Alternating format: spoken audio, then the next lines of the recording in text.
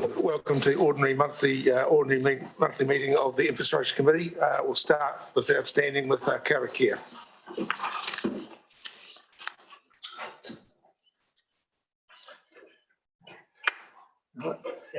Kia hora te marina, kia whakapapa panamu te mono. Te huara tātou I te rangi nei. Awahu mai. Tātou I tātou kata. Nui e tai kia.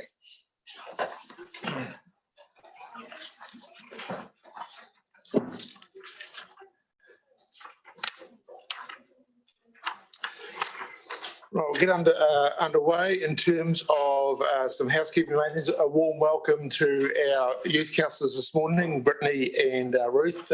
Good to see you again from Youth Council on Monday.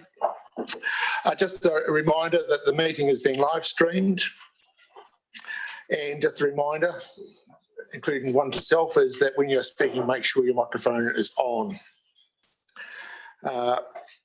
We've got a very full agenda today in terms of public forum. So in terms of public forum, the time allocation will be very strictly enforced.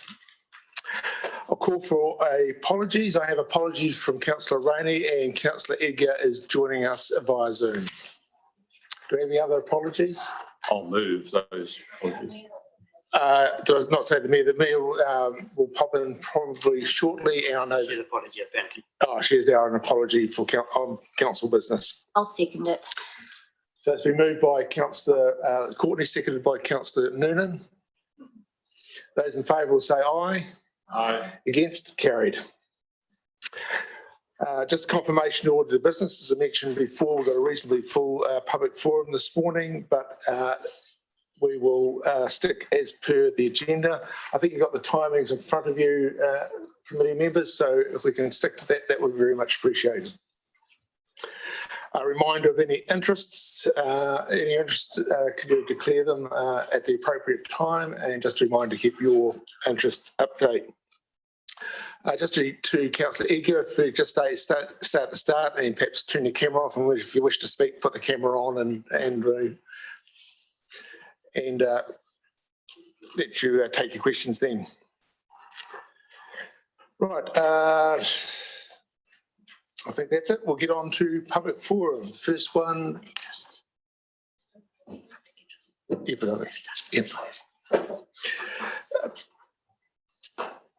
First, we have Nelsust. So represent Kate Malcolm and Peter Orange-Shaw. Welcome.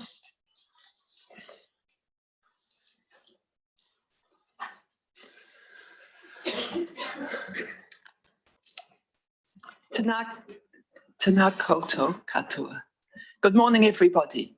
I'm here to speak on behalf of Nelsust and cyclists generally, including myself.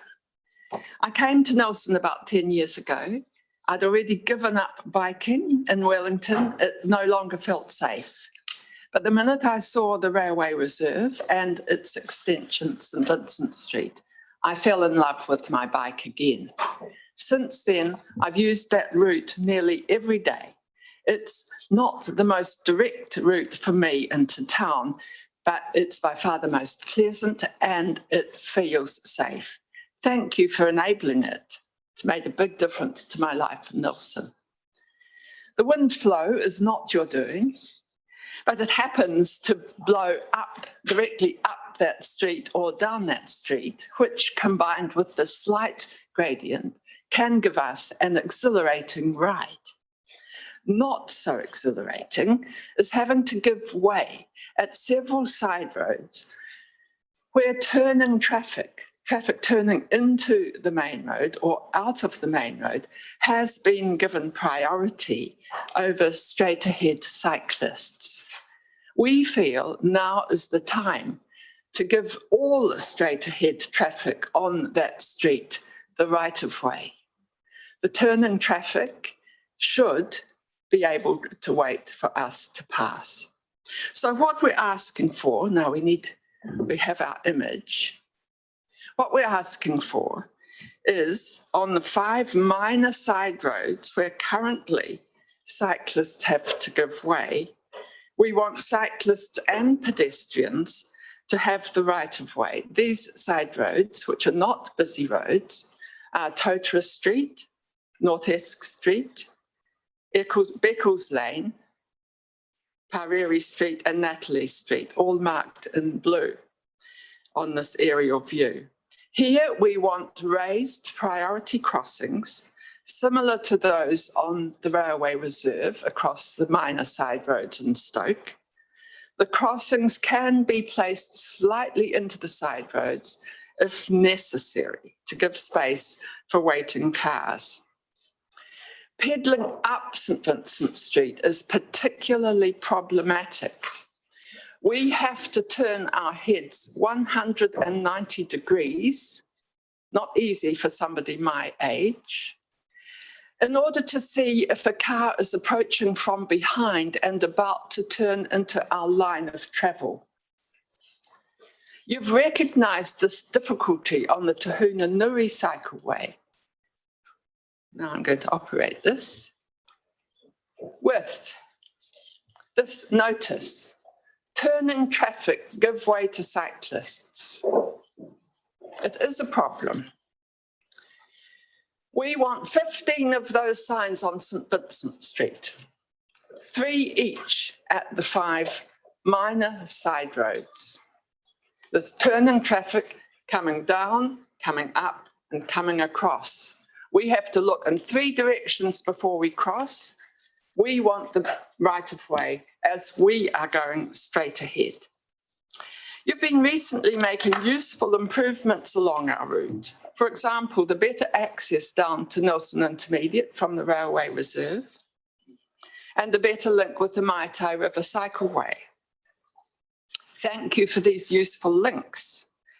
Creating raised priority crossings for cyclists and pedestrians on the 5 side streets we've identified is the next logical step. Now the cycleway is working well, it's the right time to make incremental improvements.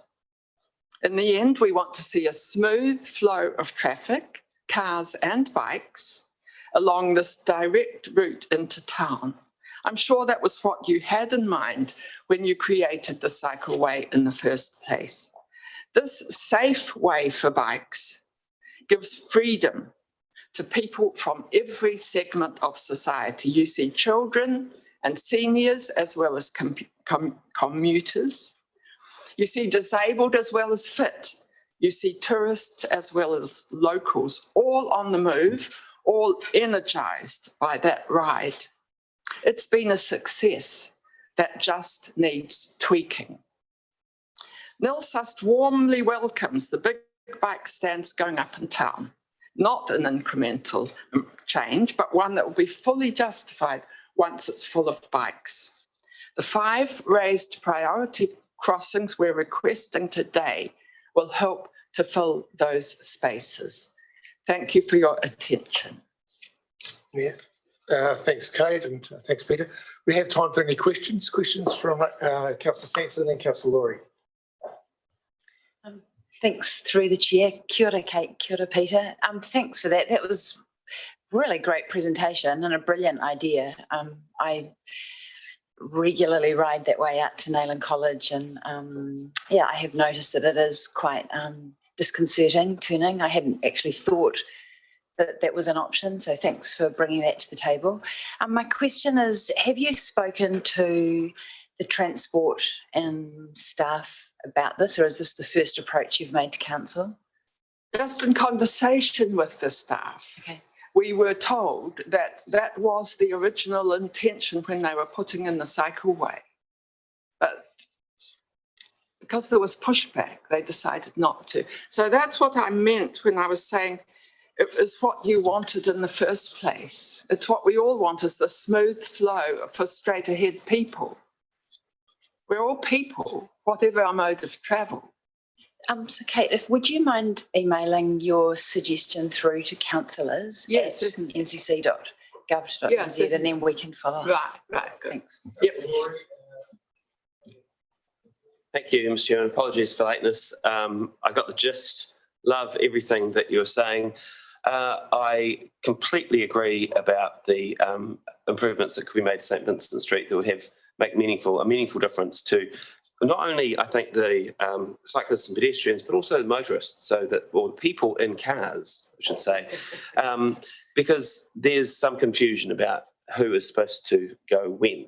I was also wondering, have you considered how things might be improved if we took the parking on the eastern side of the street, so it's the Harvey Norman side, and we moved all the parking to the other side of the street and perhaps made it angle parking because it's a very wide road, and then you would have much better visibility going down the cycleway, and it'd also stop that issue of people coming out of places like Harvey Norman and having to look for both cyclists and pedestrians and then vehicles as well, and having to see past or around parked vehicles that are actually in St Vincent Street. I'll answer that because I was biking down there today looking closely at the parked cars. The parked car lane actually gives space for a turning car that's waiting for us to go directly across. So I would hesitate to take that parked car lane away. It actually gives space for a car that's waiting. And if the car is waiting and the bike is going behind it, no problem. Or if the car is waiting and the cyclist is going in front of it, there's space. Well, I think that's perhaps Peter. Yeah, can I add to that too? What they do in Holland is they have a car parking space on the car side of the cycle path. And that's really what Kate's talking about. So a car would wait on the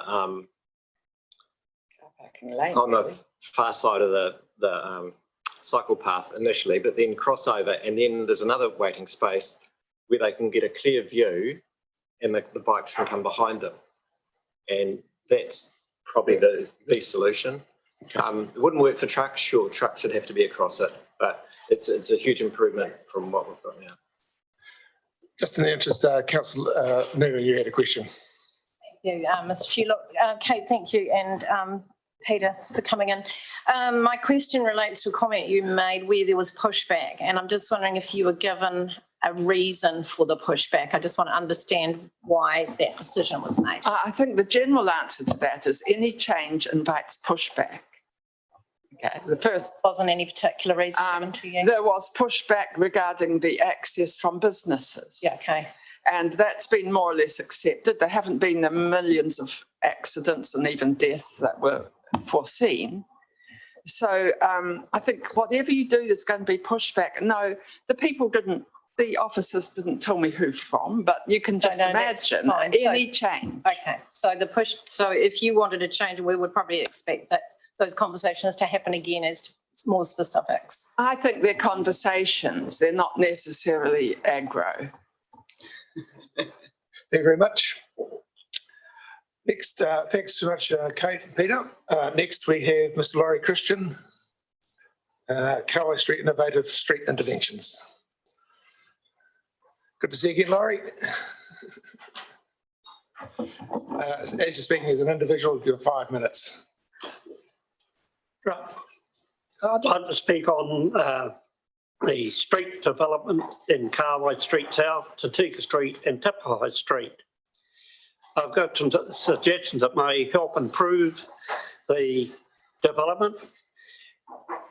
First of all, is 4 stop signs at both intersections of Carway Street and Tipahai Street. The 4 stop signs are causing confusion with the drivers. So if 2 of the stop signs were removed from the intersection and 4 jutta bars placed, the intersections of both intersections would slow traffic down, but allow drivers at the intersections with no stop signs the right of way to proceed through the intersection without having to stop. 2 is the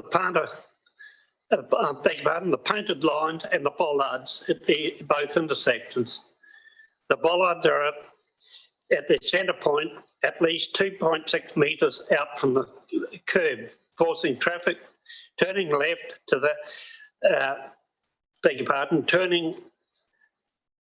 forcing traffic turning left to cross the centre line. If these were removed and jutta bars put in place, the jutta bars would stop traffic from speeding round the corner and keep traffic onto the correct side of the road. The planter boxes and picnic tables out to the middle of the road.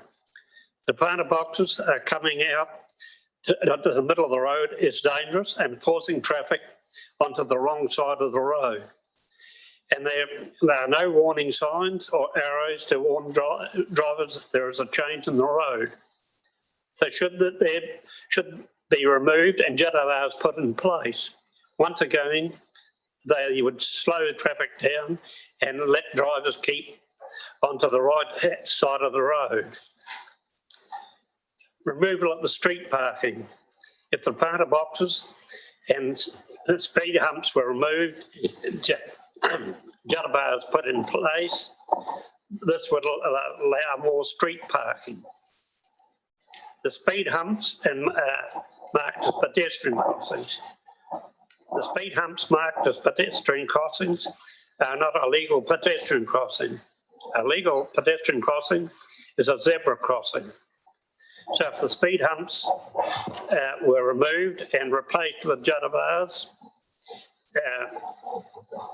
beg your pardon, the speed humps were removed and replaced with legal pedestrian crossings.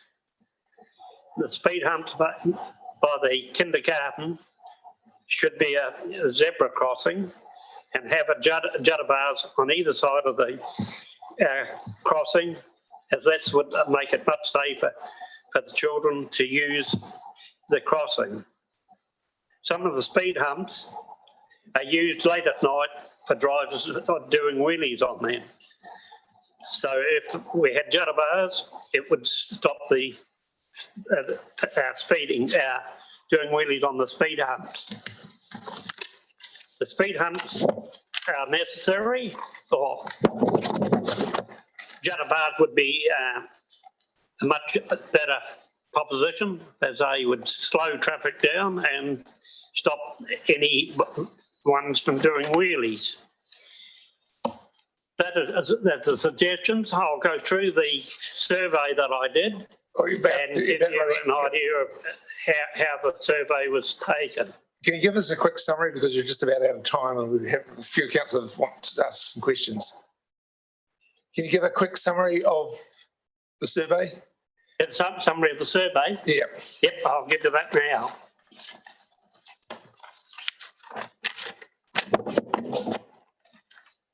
The summary of the 4 stop signs, 98 residents took place in this, 27 agreed to having the stop signs and 71 disagreed. The painted lines in Bollards, 88 residents took part in this, 19 agreed to the Bollards and 69 disagreed. The planter boxes and picnic tables coming to the middle of the street, 92 residents took place in this, 14 agreed to the planter boxes, 78 disagreed. The removal of street parking, 90 residents took place in this, 13 agreed to the removal, 77 disagreed. The speed humps, 87 residents took part in this, 29 agreed and 58 disagreed. And are the speed humps necessary? 91 residents took place, took survey, 71 agreed and 20 disagreed. And as can be seen, the survey, 80% of the residents of the street disagreed with the change of the design. Right, we're out of time, Mr. Christian, but Councillor O'Neill Stevens will allow one question. Just one. Oh, I'll have to make a good decision. Just looking at that survey, do you know how many of the respondents were from the direct project area on Carway Street and how many were from surrounding streets? So with the survey, do you know of the respondents how many were from the direct project area on Carway Street, so where everything's gone in, and how many were from, say, Te Pahi Street or other sort of surrounding streets? No, I can't give you that, but when I was speaking to the residents, most of them did not know anything about the design or development of the street.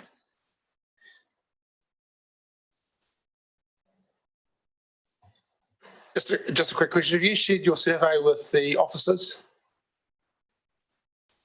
Sorry, Have you given your survey to the officers? has that survey been into the office? Yes, Yeah. I did one here over a week ago. Okay, thank you.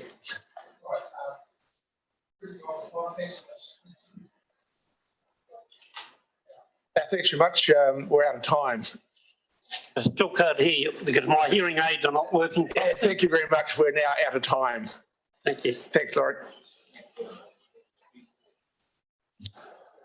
Next, we have the representatives from the Nelson Residents Association.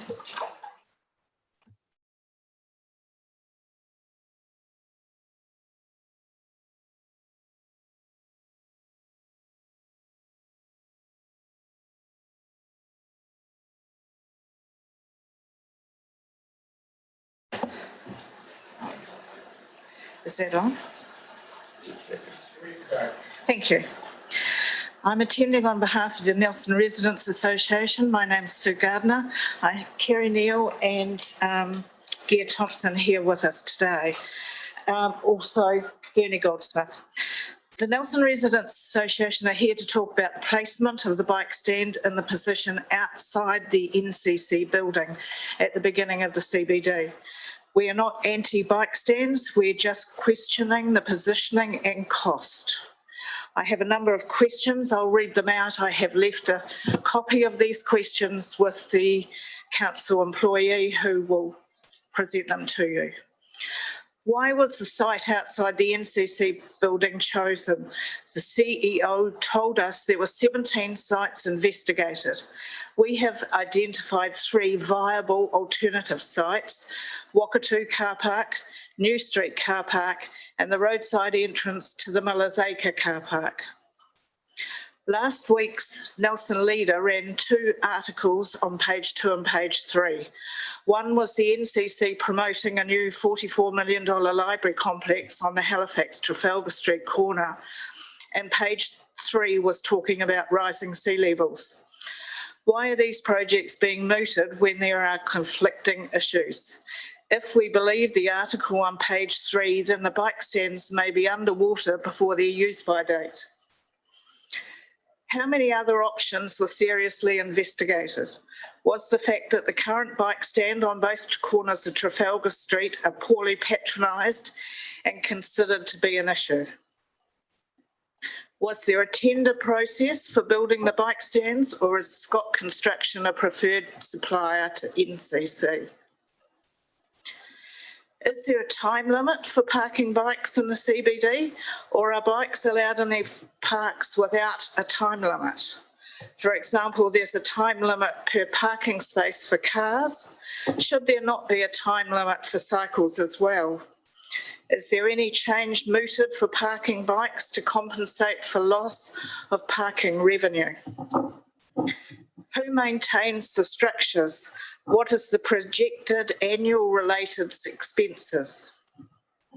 Why this site when it is Trafalgar Street in the beginning of the CBD and limits traffic flow and removes car parking? Are these bike stands earmarked for council staff? Was health and safety an issue for fire and or emergency vehicle access to the Ncc in the event of an emergency? Is the new bike stand in Montgomery Square monitored for patronage? And how was the decision to erect 2 bike stands made? Those are our questions. Okay, thank you very much. Thank you. Is it an opportunity for us to ask any questions of you? You're quite welcome. Any questions? Yeah, Councillor Neil Stevens. I just note that some of your other proposed sites have a longer time limit for parking. Just want to know your thoughts in terms of that trade-off, whether it's better to lose 1 hour car parks or sort of 3 hour or all day car parks. And Well, it depends on where they are, you see. So if the car parking and bike parking has got the same level of parking time, that sounds fine to me. But why would you have bikes parked in car parks that only have 1 hour parking when bikes are allowed to be parked there all day?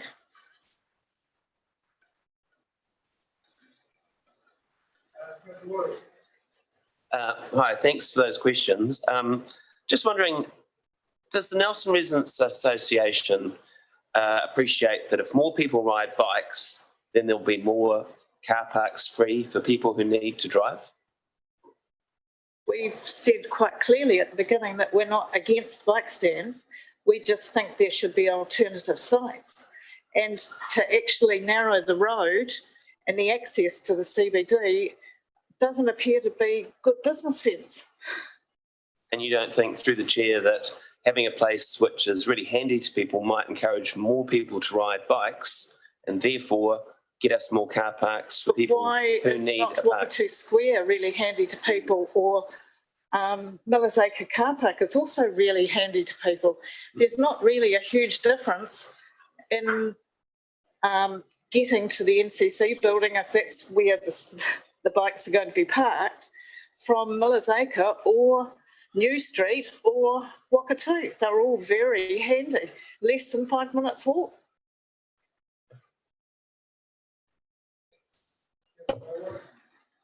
Thank you, through the chair. Just to clarify, because with it raining and all, and it's really hard to hear. Yeah. When you're mentioning Millers Acre, now over by the electric, where the charging piece is, and there's 30-minute parking along that side there. Yeah. Were you meaning that side, or were you? No, I was meaning the other side, down the edge of it, almost by that driveway. I thought that would be a perfect space. Okay, so, because I noticed a lot of bikes parking around. It actually by the would kitchen. not have much of an effect, even on the car parking spaces provided. Okay, and because that's 30-minute, both would only be losing 30-minute versus. Sorry. 30, they're both 30-minute, aren't they? Or where the area? Yes, similar to the Montgomery Park, where you've got them by like a footpath. Thank you. Right, there'll be no more questions. Thank you very much. Now, you've given those questions to one of the officers. I have. Rightio, and you'll get an answer in due course. Thank you. Thank you. Thank you for your time. Next, we have Mr. Gear Thompson.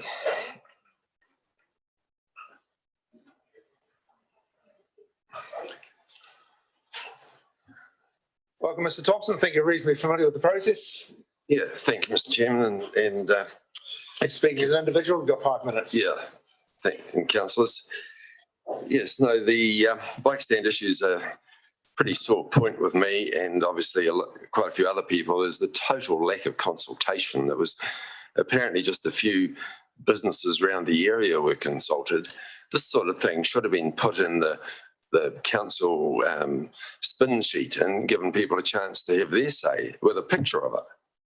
It is just unbelievable how these things get pushed through without, and I'm sure it is for council staff bikes, because at the moment the one bike stand's totally empty and another's got about 2 bikes in it, one of which is a councillor's bike.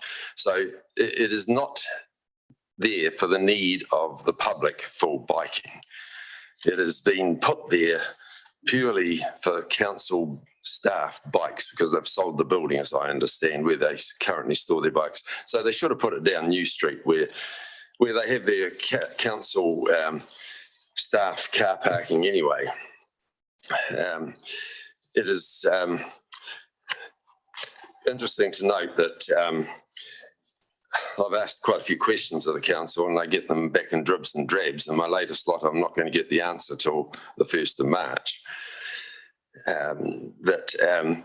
Were there any surveys done of people or taken of the use of the current bike stands? I bet there wasn't. And did it have a resource consent? I'd like to know that too. And I'm also concerned, as the previous speaker said, about lost income. Maybe the particular car parks there mightn't lose income, but it spreads around the rest of town. And all the inner city ratepayers are paying for car parking as part of their rates, and they pay a considerable premium for that. And it also makes you wonder whether anybody in the council thought about, right, we take away these car parks, we've got, I understand, a vacant floor in this building, and if we want to lease it, surely having a bit of parking handy is a helpful feature to try and lease the building, or does that not come into the equation? Also, there's a view shaft down Trafalgar Street. I had a lady ring me about this because she's been pulled up for something further down the other end of Trafalgar Street on the view shaft. Was any consideration taken to this bike stand in the view shaft? I bet there wasn't. It just seems to be an in-house job that's been pushed through without the public really knowing what's going on. And there's a health and safety issue with it too, because I've heard from a user of the other bike stand that's already existing, that when you put your bike in and you lift your head up, you're liable to hit it. So you should leave your helmet on till you've put your bike away. Otherwise, you might do yourself a damage to your head.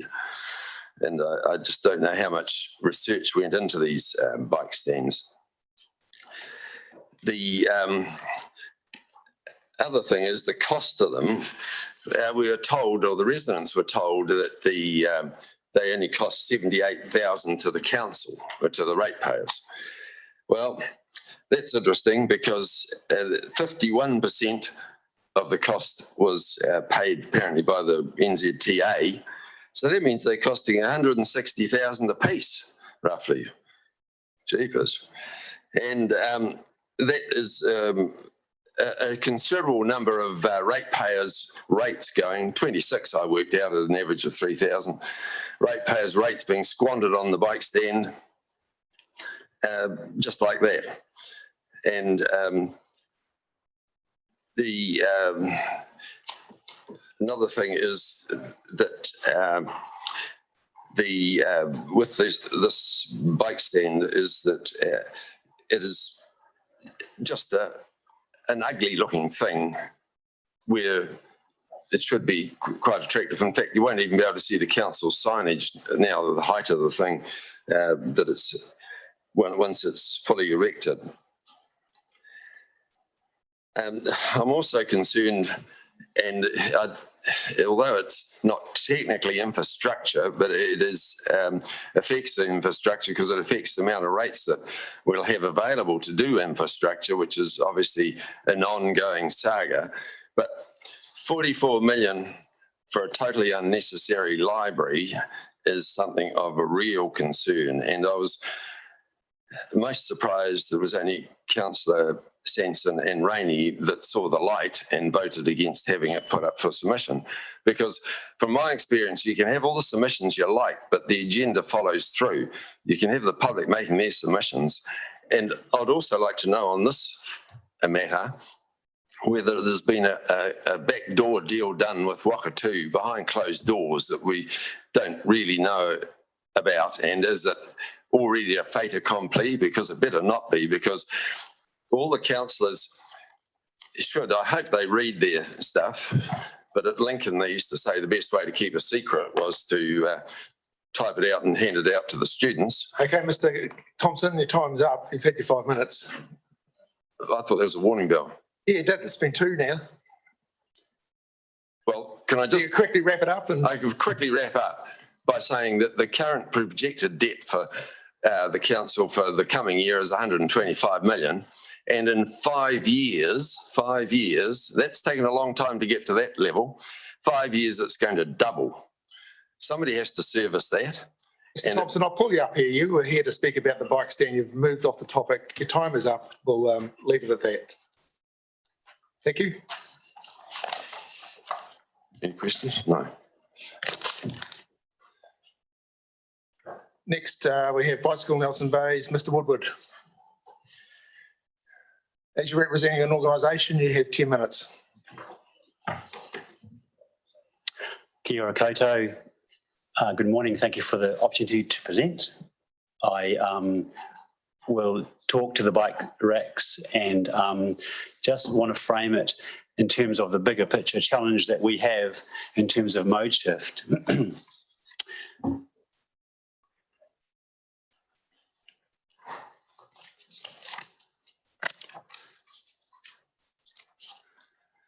So in terms of the bike racks themselves, this is a recent photograph of the bike rack across from Civic House outside the cinema. It's just in the evening, showing, I think, the good demand for bike parking being used by cinema goers. The actual racks that we've had the use of outside Civic House, here you'll see 7 bikes parked outside, but actually none of them are using the rack itself because for various reasons these racks are not really good for bikes. So we commend the council for what it's doing here. We appreciate that that there has been some pushback. However, just looking at the success of the rack in Montgomery Square, so this is on a market day and the rack's fully in use. And I was really taken with the amount of users because I often cycle to the market and look around for how many cyclists have parking their bikes. And it just seemed to me that there's a lot more people are now cycling to the market. And if you go and stand and watch people coming and going, it's really it's just a great thing. It's become almost a social place to hang out. There are a few seats just further down. And just here, this family hopping on their bike. But also you'll see right in front there is a repair station for bikes. It's just fantastic. I was curious as to how popular this stand is during the week, and on Tuesday afternoon I just popped down and there were 17 bikes in the rack on Tuesday afternoon. And as I say, right behind me, people were just sitting talking. So it's not just about a bike rack, but it's a way of how we live in our smart little city. So if I can now segue across to the bigger picture, because I think the bigger picture is so important, and that's mode shift. Mode shift, we know, is one of Council's 3 main themes. We know how strongly that comes through in the GPS. So it's something which we have to get our heads around, and it is a challenge. This picture, just for me, didn't talk about mode shift. So how do we get the guy, or I shouldn't be so sexist, how do we get the person in that four-wheel drive to think about maybe instead riding their bike? And it's going to be a challenge for the changes we have to make. Thankfully, we've been getting some great material coming through from NZTA, and they've done some really good research and providing some great material on how we make this transition. And so I'm going to hand out this guide, how to talk about urban mobility and transport shift, a short guide. It's been prepared by NZTA, and it talks about the challenge. I'll just summarise some of the key points from their work. So they acknowledge this is challenging, what we're trying to do here. And but from my read of this document, which I'm going to hand out to you, is that we must think and focus on the silent majority. And whilst we will get a vocal minority in opposition, opposing, then we, but we must keep, thank you, the bigger picture in mind. They talk about the deeper values to which mode shift aligns, and I think a good example of that is how the country's responded to the COVID crisis, and and how we have put well-being, health of our people first and foremost. You know, we talk about the team of 5 million, and we've taken some kind of economic short-term pain for the long-term gain. And so tapping in, and on page 11 of the document that's being handed out to you, talks about the deeper values and has a great little diagram, which I put into my slide. But page 11, you'll see there, connecting with what matters to people and the values that motivate. And it talks about the idea of compassion, innovation, being creative, you know, versus our more short-term fears of money, security status, and so forth. And so hence it leads into how we frame the discussion around what we're doing here. And so I really encourage Nelson City Council to keep on pushing with mode shift, and encourage Nelson City Council, you know, to frame what we're doing in this really positive light of the kind of access, sustainability and economic vitality that we want, and to treat the changes that we're investing in as being the smart investments for our smart little city. That concludes my presentation, and I welcome any questions. Thank you. Didn't have time for questions. I've got Councillor Laurie and Councillor Fulton. Thank you, Bevan. Great presentation, and look forward to reading this. Just I'd appreciate some clarification from you, if it's okay. It's kind of based on other things we've heard today. First question, do people who ride bikes in Nelson pay rates? Yes, they do. They obviously pay rates because they get a bill, or they rent and they pay the landlord who pays the rates. Thank you. Next question through the chair. Do people who ride bikes, when they come into town, spend money? I believe they do. I believe there are surveys that show they actually spend more money. When I visit bike shops in town and see the amount of money being spent on bikes themselves, but I'm sure, I think people shop just as much as do people in cars come into town. Sure. And last question through the chair. If we get more people on bikes, will there be more car parks free for people who need to drive a car? That would seem to make sense. I would also say if we had more people riding bikes, then we would need to, it would reduce the cost of road maintenance. It would reduce the need to build new roads. It would reduce all of the wonderful things that we can think of, all the co-benefits, which are so big, are so significant when we think about cleaner air, climate change, obesity from a sedentary lifestyle, and just coming back to reframing the thinking, a mobility culture which enhances access, sustainability and economic vitality. We can have all of that. Thank you. So thanks, Ms. Wood. Councillor Fulton, Councillor Skinner, then Councillor Edgar. Oh, thank you so much for coming in and presenting today. I think that I haven't had a chance to read this obviously, but it looks like a fantastic piece of work, and it really touches on, I guess, values-based information and providing information in a way where we're telling stories more and looking at qualitative data rather than perhaps quantitative data, which is what we've done a lot of in the past. I was at a meeting at the weekend, the Climate Forum, and Professor James Renwick spoke, and he talked a lot about if we want to be serious about rapidly reducing our emissions, then modal shift is probably the number one task. So it's very important that we all play our part. Point of order has been raised. Sorry, we're time restricted here. Could we just have the question, please? There's not a point of order. Sorry. Thank you. Sorry. So my question is, Bevan, is that we sometimes separate the two, the modal shift from the topic of climate change. Do you think it's important we relink the two together? Often modal shift's been put in the context of congestion, but actually, do you think we need to link the two more strongly? Absolutely, intrinsically linked. Absolutely, yeah. Okay. Thank you. Councillor Skinner. Thank you. Sorry, I didn't have a name down. I should. Mr. Woodward. Mr. Woolbridge. Thank you, Mr. Woolbridge. I'm going to be fairly blunt. Do you think you exaggerate? No. No. Go to the fit for purpose picture you had up before. Say again, sorry, fit for purpose? Fit for purpose picture you had up before. You ever bring that up? I can.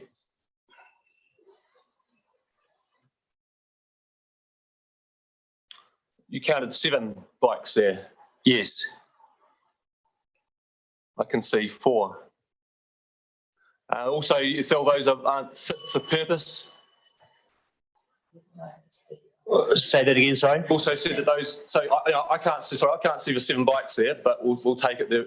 What's the question? The question is, but that was my question. The other thing is there's my bike there. It fits quite well. Trees are brilliant and it fits the purpose extremely well. In my case there.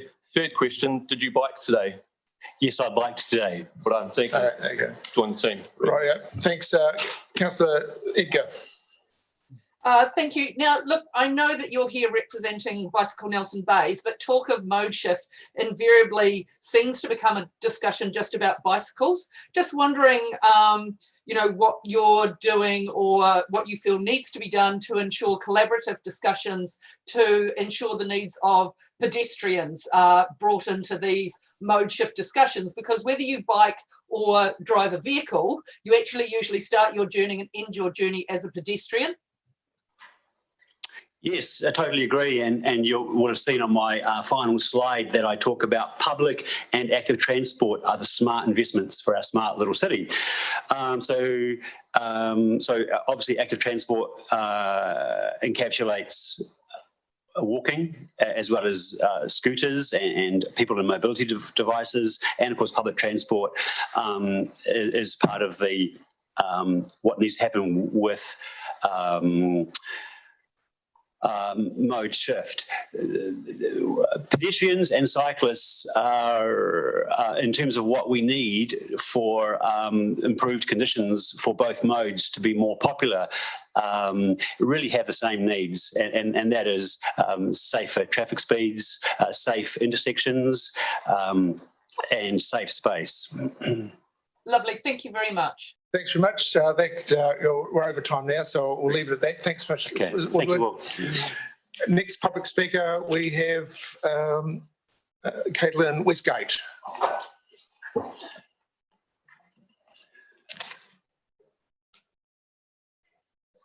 Welcome, Ms. Westgate. As you're speaking as an individual, you have 5 minutes. Kia ora koutou, ko Caitlin Westgate toku ingoa I whānau mai ahau I tipuaki hoki I whakatū. My name's Caitlin and I was born and raised in Nelson. I've lived in Kauai Street South for 10 years with my husband and 2 children, and for the last 6 years we've also lived with my sister who has an intellectual disability and I'm her full-time carer. And I'm also in my 4th and final year of a Bachelor of Social Work degree. I'm here to represent the many residents of my community who are really supportive of the street changes to make the street safer. This includes people with children and people who have disabilities. Unfortunately, I didn't have time to conduct my own survey, but the main point that I would like to make is that the street is undeniably safer. Cars are now forced to slow down. For the last few years, we've noticed cars speeding down well over 50 kilometres per hour, which seems ridiculous when there's a kindy across the road. And cars can also no longer use our street as a shortcut to dodge Waimea Road traffic. We've noticed since the changes that children of all ages and ethnicities are playing together and creating their own wee communities. It's now safe for them to play in their front gardens and to walk down the street and cross the road to go to other people's houses and the Nelson Intermediate playground. I do understand that some people are quite unhappy with the changes and the perceived lack of communication from the council about surveys and information about what was going to happen. And I think that with a few aesthetic changes to colour and design, the changes could, for the most part, stay. There just needs to be a few tweaks. For example, we would love the picnic tables to be moved in front of our house and potentially a shade sail to be put up. We could happily keep an eye on it, discourage antisocial behaviour, despite the fact we haven't seen any antisocial behaviour from the tables being there. Yeah. Questions? Thank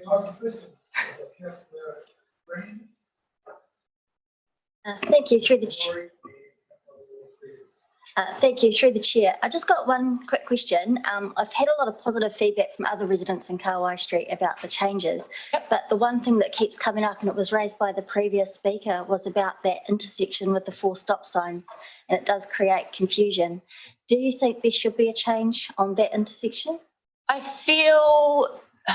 I think the confusion is from people not entirely understanding the road rules and who they need to give way to.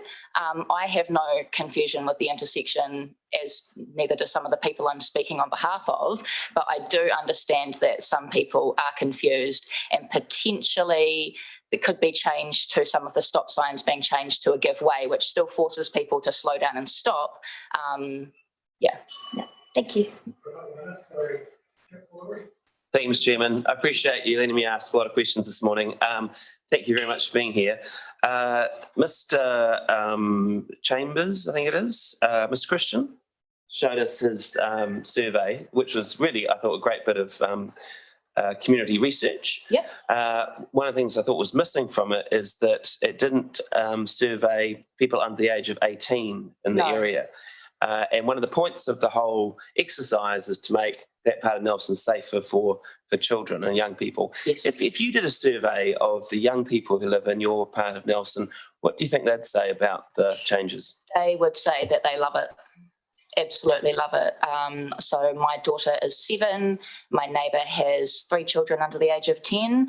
We know people down the road who have 3 children under the age of 10, and through just walking around our street, you can see that there's a vast number of former refugees, and the children, yeah, they just play all afternoon until 5:30.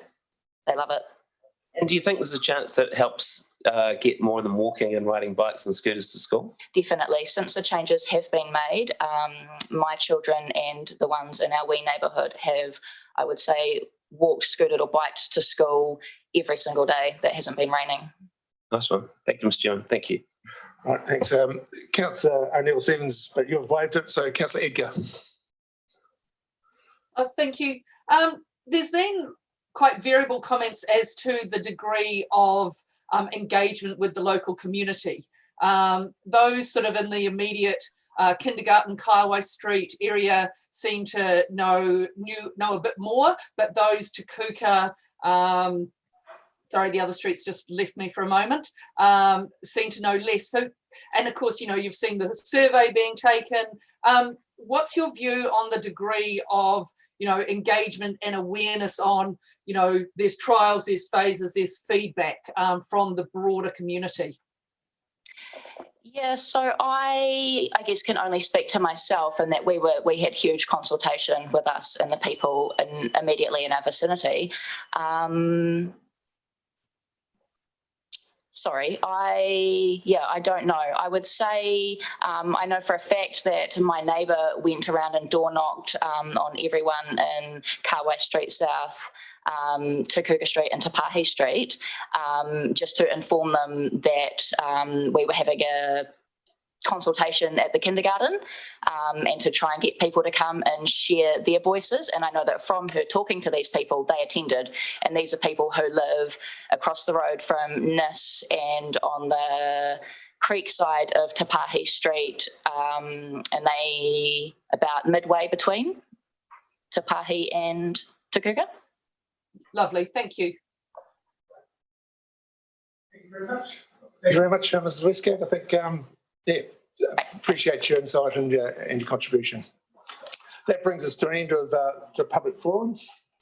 Thanks very much to all the people who have had the opportunity to speak. Really appreciated the opportunity to hear from you. Right, next item on the agenda is confirmation of the previous minutes of the meeting of the 19th of November. Seems a long time ago.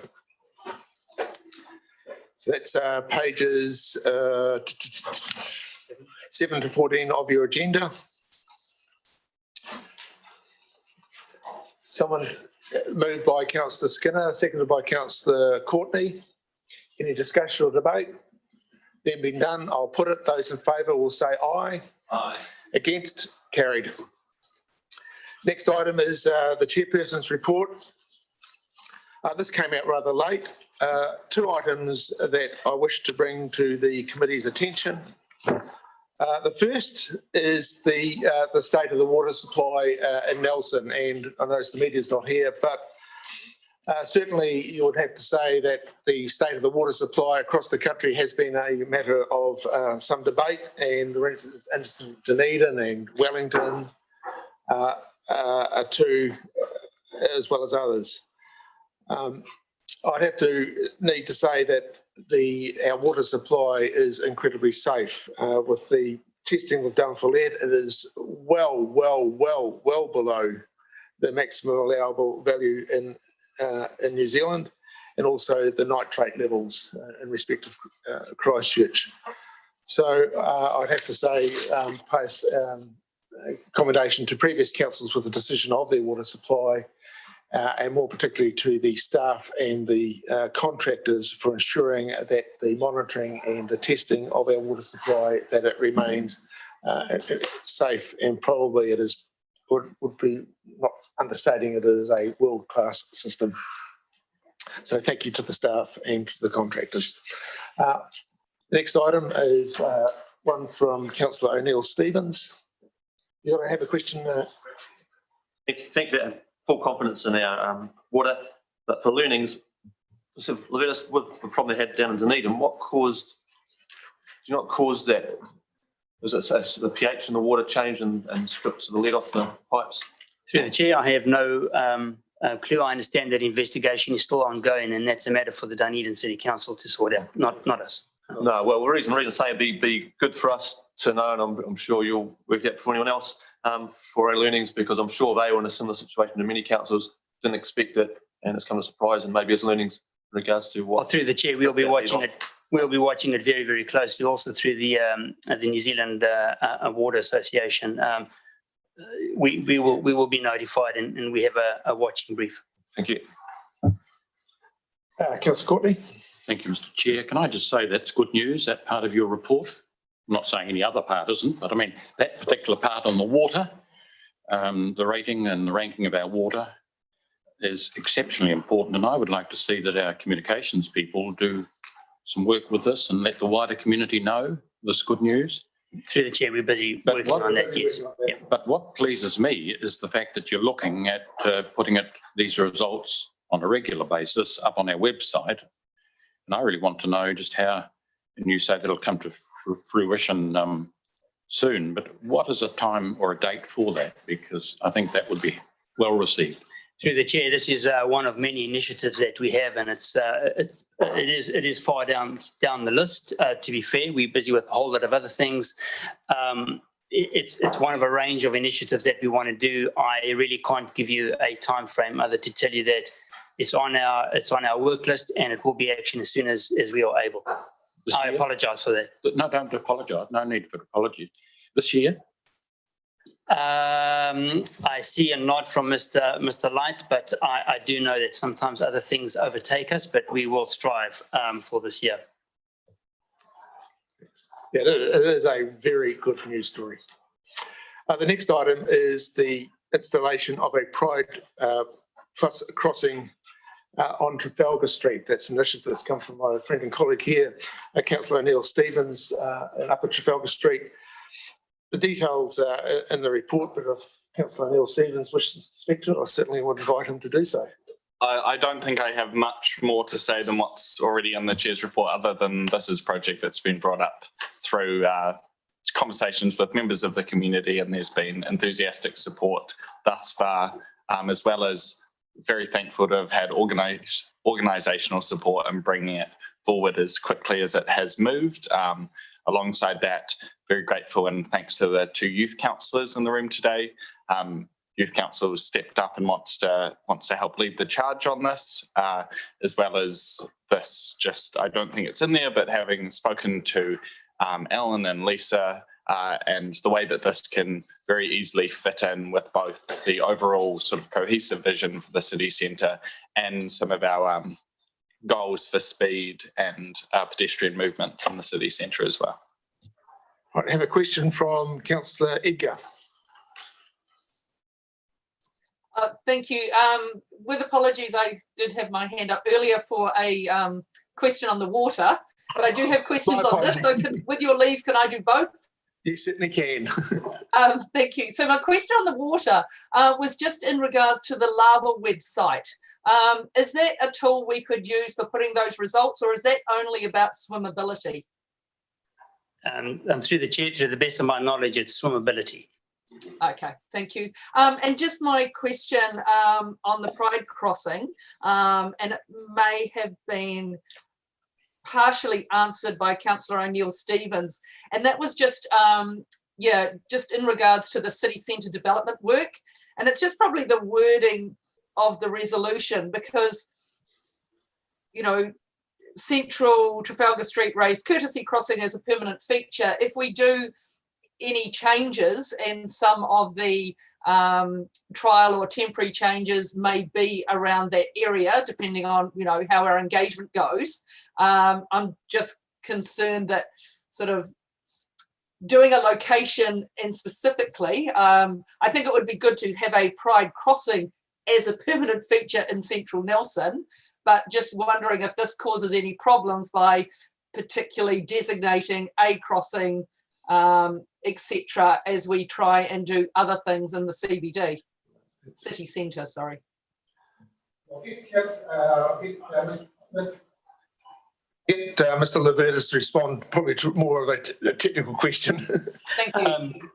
Through the chair, I understand the question from Councillor Edgar. I don't think the resolution as it stands is problematic, because I think whatever happens, we will be able to work around that, as we do with many other things and initiatives that we take. So I think what we have in front of us is workable, and whatever happens, we will just work that in. Okay, thank you very much. I'm very happy to support the resolution. Yeah, if I can follow up there, Councillor Edgar, is that once the paint goes down, it is a very durable paint. I think the estimated life is about 5 years. So once it goes down, it's not temporary.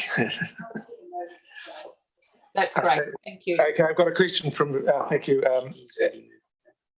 Councillor Laurie. Thanks. So I'm all for the Pride crossing. I think it's be a fantastic addition to the central city. I'm just wondering whether it might be possible to consider some signage to go with it, to tell people what it represents and why it's important and why we have it. Because I want us to really explain to people why we're doing this if we do decide to do it, because I think there will be some questions in the community. Excellent question, and it was such a good question. It was asked at the Youth Council, which Councillor O'Neill-Stevens and I were at, so I'll let Councillor O'Neill-Stevens respond. So tying in with Judine's question earlier, that'll come as part of Alan's sort of figuration of where any street sort of furniture and things like that might be going. So it'll be it's in the conversation, although will be sort of step 2. So, okay. The last time Nelson City Council put some colourful paint around on the ground in the central city, it did spark a fair bit of confusion, and there was a somewhat negative reaction from some. So I personally would really like to see if that signage went up when the Pride crossing goes down. And I don't know if that's possible, but I think that would. I think if we do the crossing and the signage comes later, kind of, you know, you're missing the point. I think we need people to understand from the moment it goes down what it represents and why it's important. And I don't think a sign is that hard to organise. Yeah. So through the chair, the only thing I can say is that signs are a bit of a premium to order at the moment. There is a substantial backlog, so we could wait. We were hoping to, following this meeting, get on and put it down. I can't. I hear what you're saying, and maybe we can. We hear what you're saying, and let us try and work and see if we can coordinate it. But I'd rather we try and get it down, and then if the signs come later, if that's okay, that we can actually get that. But there is a backlog of ordering of signs throughout the whole country. Through the chair, maybe a temporary sign. Yeah, it's just when it arrives, so people go, "What is this?" Here's an explanation. Okay, so we can look at that. Yeah. Thanks. Cool. And can I also recommend the film Pride? It's absolutely fantastic. If you haven't seen it, put it on your list. Right, any other questions? Councillor Skinner? Well, $5,000 to $9,000 seems a lot for paint. I mean, I can paint my house for a fraction, including labour, and I have. Any more background on that? So through the chair, whenever we give you a cost estimate, there's obviously a range, and it's not just the paint. But as I say, this paint is specialist paint, and I made the point that when I was speaking to the chair, that once it goes down, it ain't going to be so easy to get up. So there's the cost of the paint, there's the cost of a traffic management plan, there's the cost of labour. When you start adding those things up, you have a range, and we've given you a range of costs. So we certainly don't spend money that we don't. No, I realise that, but it helps for the public because 5 to 9 when you compare with painting the house, but the traffic management makes that's a good. There's all of those things, health and safety, TMP. Obviously, very pretty colours. We've, like I said before, and you've got down there permanent, and we've had that, as Councillor Laurie picked up, we've had some blue before our time, and that was pretty permanent, which has been a bit of a distraction. I just raised that. Yeah. If you'd like, with things, you know, those colours might come out of fashion, like the blue's a bit out of fashion at the moment, and time to come, we might want to change it. If it would be helpful, Mr. Gray up at the City Development does have some examples there that you can look at of the type of product that's going down. Could we try some glow in the dark, some neon, or even some zebra? No, it's going to be these colours. Zebra stripes? No. It'll be a lot more. Yeah. Okay, any other, Councillor Courtney? Chairman, I think this initiative is excellent, and I commend Councillor O'Neill-Stevens for it. But as a member, along with the Mayor, Deputy Mayor and myself of the City Centre Engagement Group, this is news to me.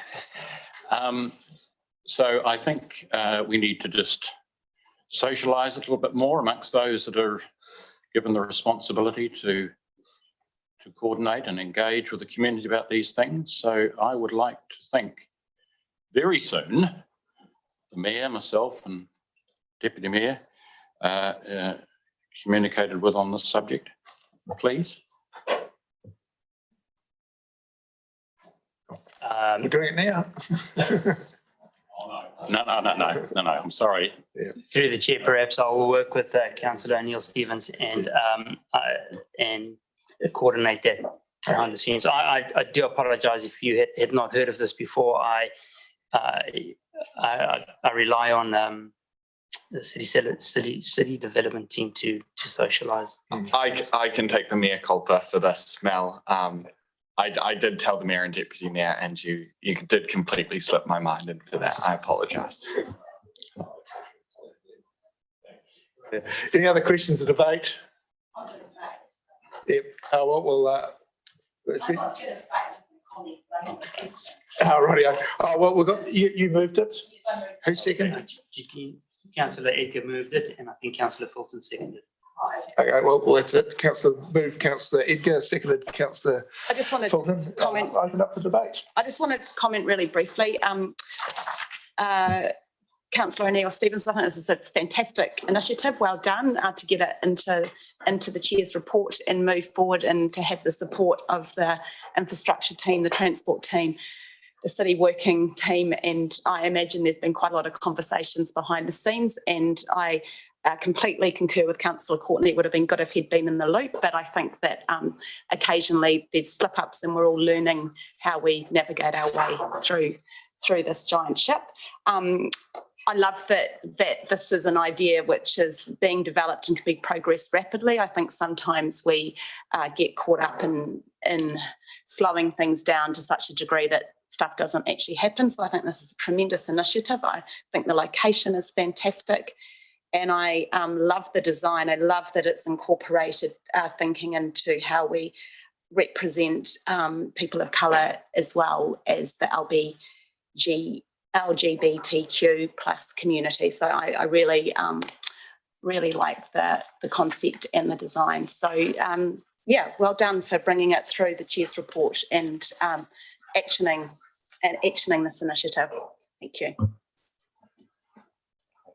Anyone else wish to speak? Yeah. Councillor Skinner, then I'll Councillor. Thank you for bringing us, and it's well described, and thank you for the questions answered, Mr. Levertis.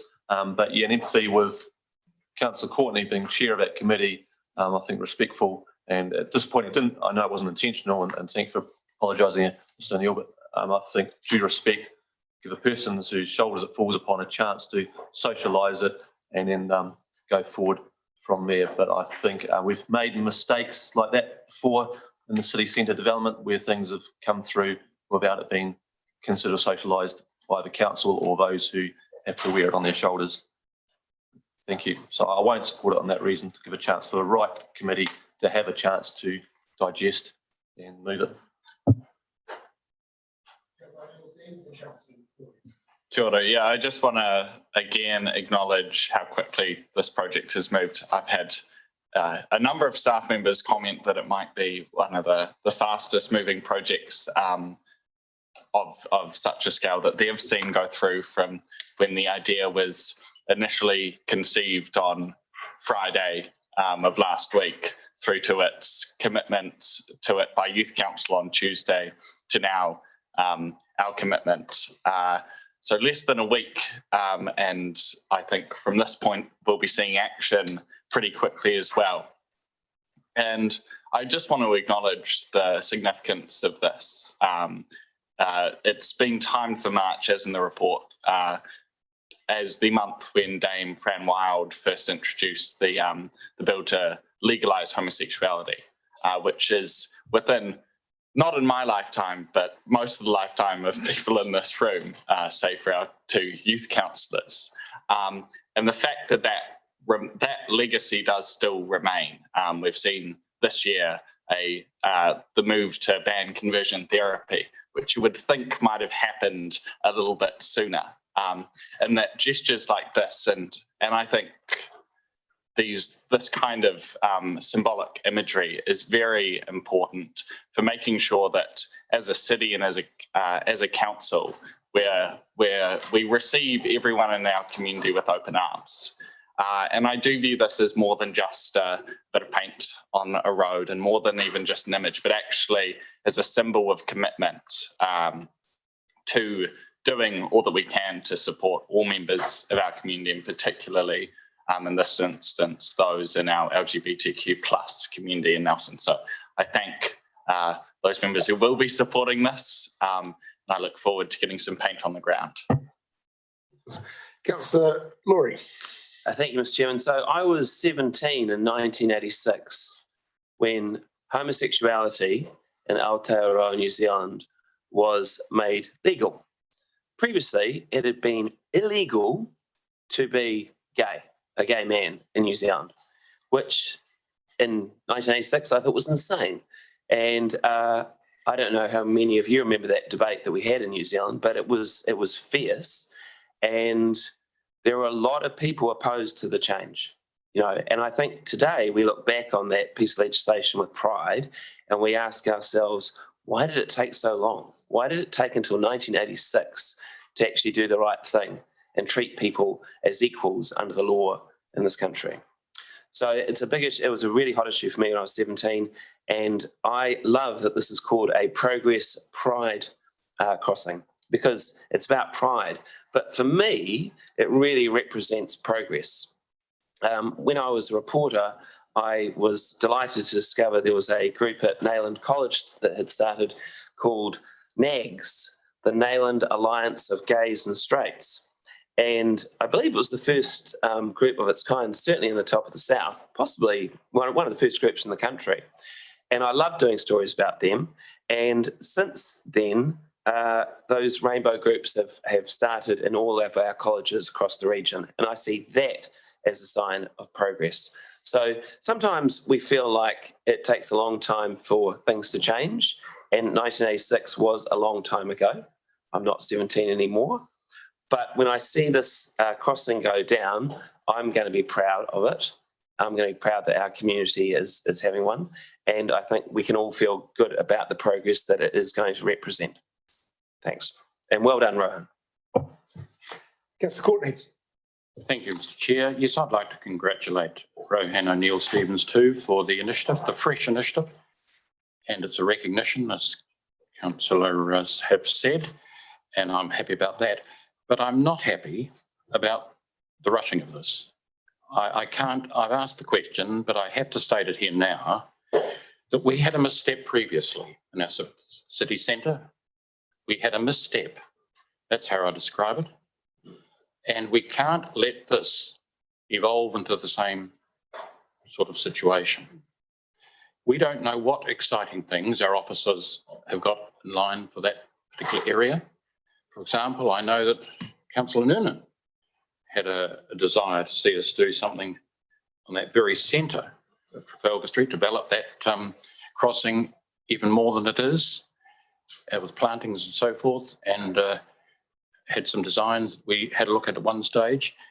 So really, I don't want this motion to tie us in any way. So please, if it can be altered to be more accommodating. I mean, it could go anywhere. And I think I've got every confidence in Officer Gray to put it in a spectacular place. I really have.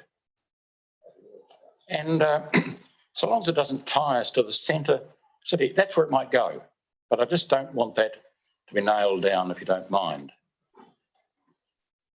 Could you help me with that? You've got a suggestion to... Or just someone help me with it, our officers or... Yeah, perhaps take out Central Trafalgar Street. There's a willingness around the table, I would suggest, for it. I mean, I think it's a fresh initiative and should be supported, but just don't let us tie us at this early stage. We haven't got the spatial plan out yet. So I would say on a raised courtesy crossing is a permanent feature.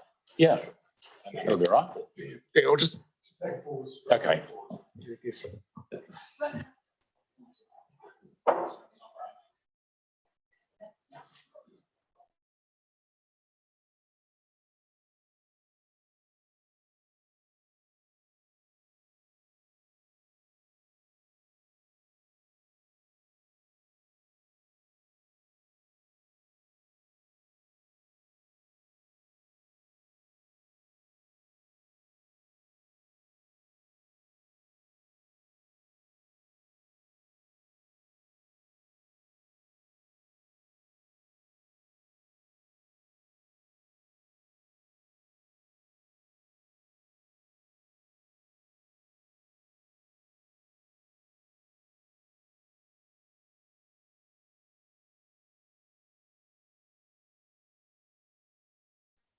Yeah, sorry. Yeah, just respond.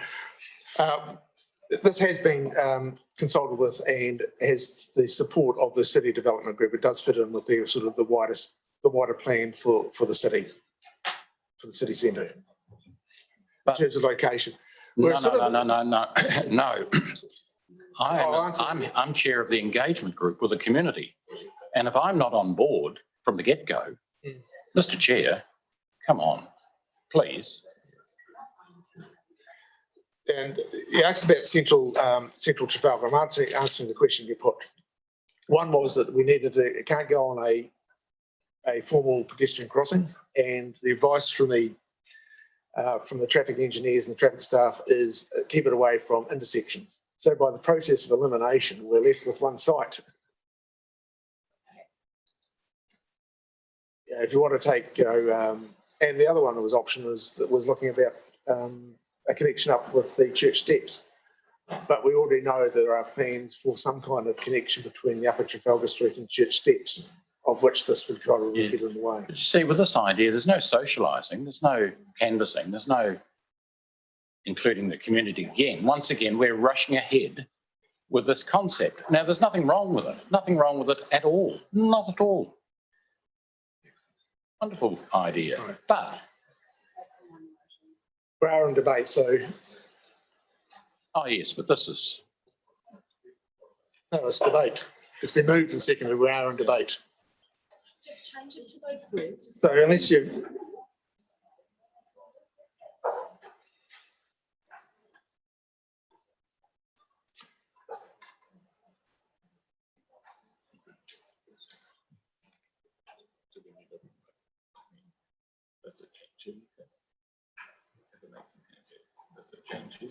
What do you think about that?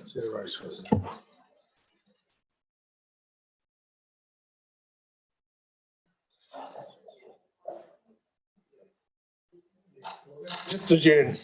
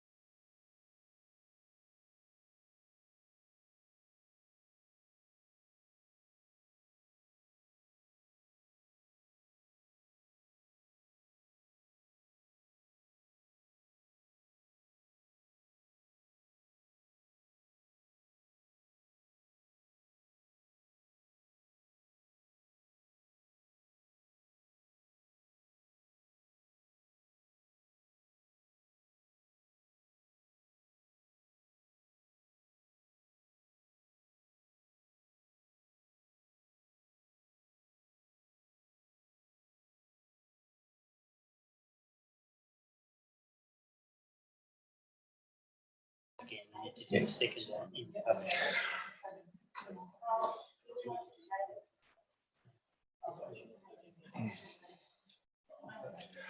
All right, we're back in order. During the break, we've reworked the amendment. So I'll ask the leave of the mover, which is Councillor Edgar, and the seconder, that they are happy with the proposed amendment.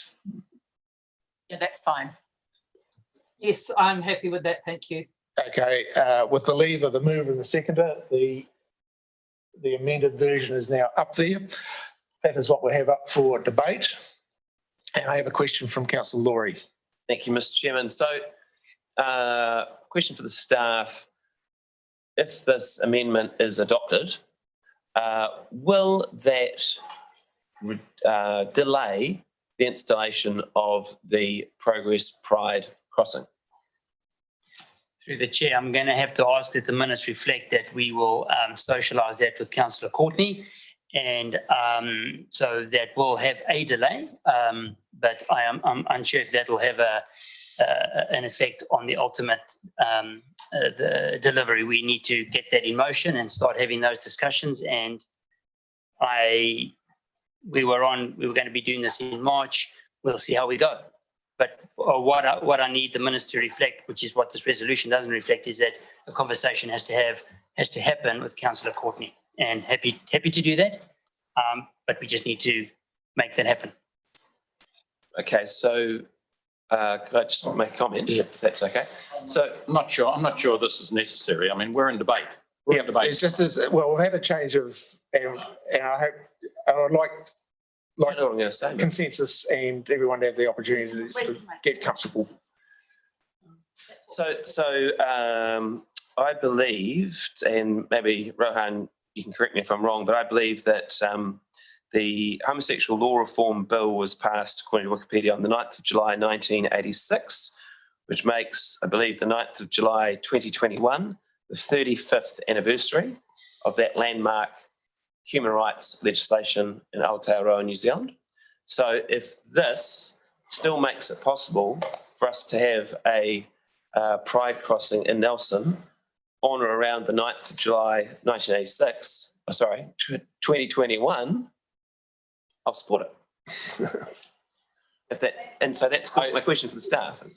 I'll just say the intention was to meet the date that it was first introduced, or around that, which is the 5th of March 1985.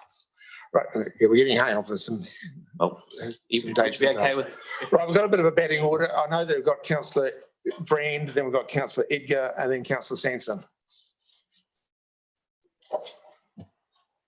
Okay, thank you through the chair. My debate, I'm just having to review it in my head because we've done the amendment.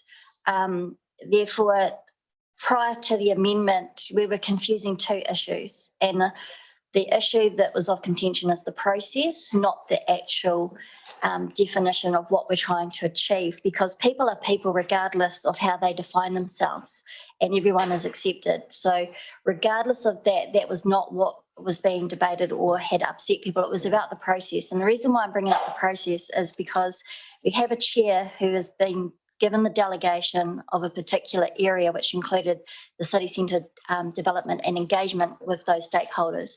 We've had pushback because we have not consulted through the COVID lockdown and the amendments to be made to the roads in the central city. We did not properly consult. We heard from members of the public this morning about the bike stands and their locations. So regardless of the view that you take on those, it is about a process and it is about engagement. So I just wanted to be clear that you're confusing two separate issues into one, and it's not about what the outcome is, which is about having a Progress Pride design painted on our road. It is about the process followed to ensure that the respect to the delegation of who has that delegation is actually followed, and the community feel that they are being brought on the journey and not just select people.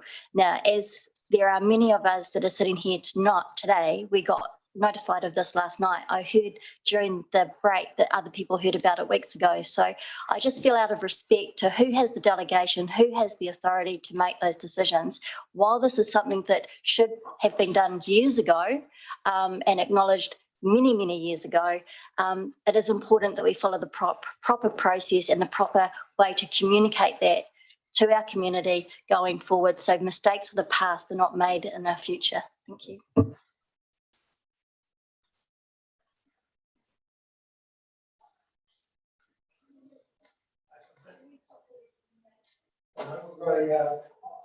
Yours, Councillor Edgar. Thank you very much.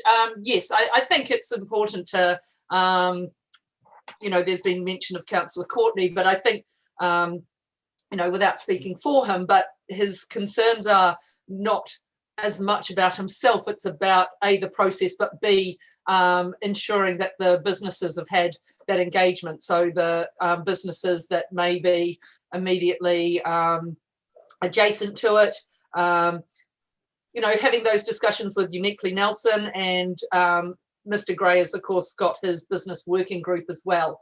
And so I think discussions with them is an important part of this. And whether that was considered to be implied, I think it's just also always helpful to make sure those things are actually explicit so that we know good process is going to happen. And that it can be the problem with something being rushed up so quickly that either things can be implied or missed altogether. So, this discussion that we're having now is a really important one because, we're supportive of it. Everyone seems to be supportive of the outcome, but it's just making sure that we take people on the journey with us to share the value of that outcome. Thank you. Thank you, Councillor Edgar. I've now got Councillor Sanson. Thanks. Sorry, I'd actually put my hand up for a question, but that was asked and answered by Councillor Laurie. But I'm just going to say that I'm speaking in support of this. I think that it's really great that we're going to really show that we are a community that embraces and supports diversity. So yeah, supportive of it and looking forward to seeing it. Councillor Bywater. Thank you. I too will obviously speak in support of this.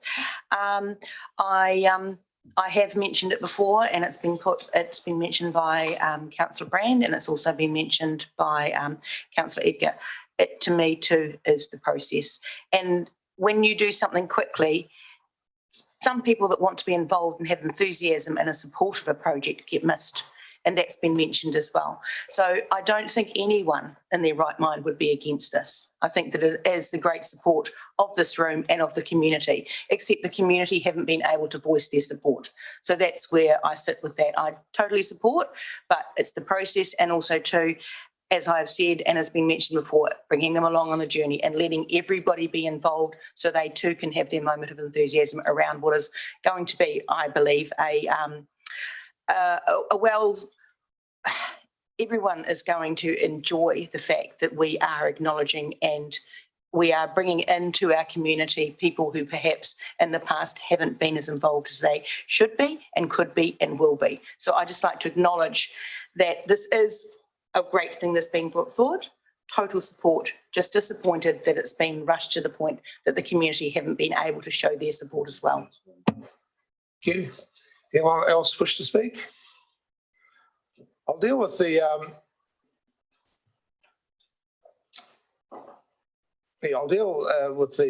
recommendation in parts. So we'll deal with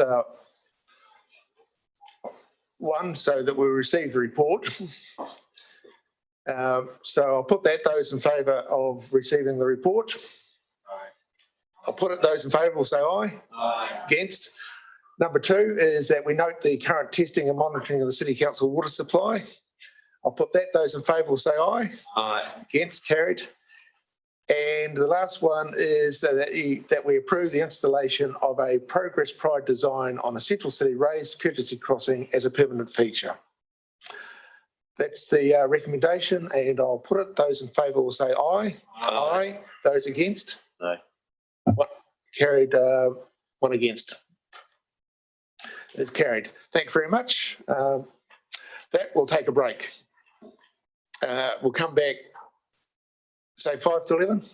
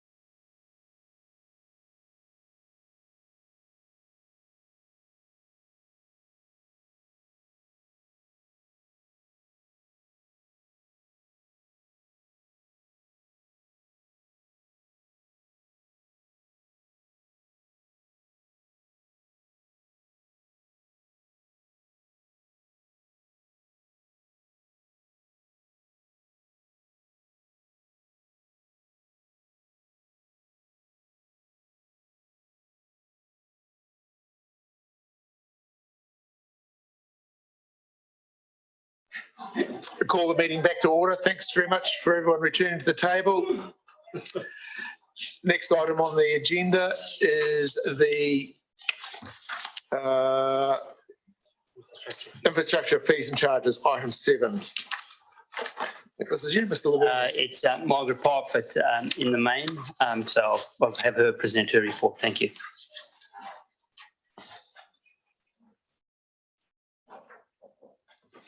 Welcome, Mrs. Parfitt. We'll take your report has been read. If you'd like to sort of highlight sort of the main points, any additions or changes that are needed, but we'll leave it to you. But the report has been read. Thank you, Mr. Chairman. Good morning, councillors. So, well, in summary, the report seeks your approval for proposed fee increases that are above CPI in 2 main areas. The gate charges at the Nelson Waste Recovery Centre, subject to the LTP, with regard to the landfill business unit, and increases in fees associated for processing corridor access requests and temporary traffic management plans. So as the chairman has said, I'll take the report as read, and if there are specific questions, take those.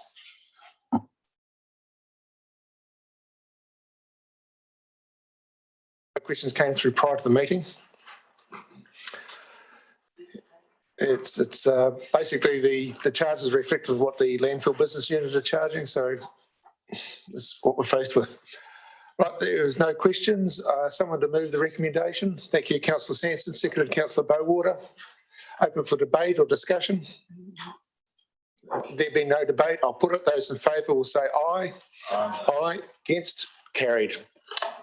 Next item is item 8, the new wastewater bylaw. And Mr. David Light will be presenting. Welcome, Mr. Light. Again, this is one that's been through a few workshops.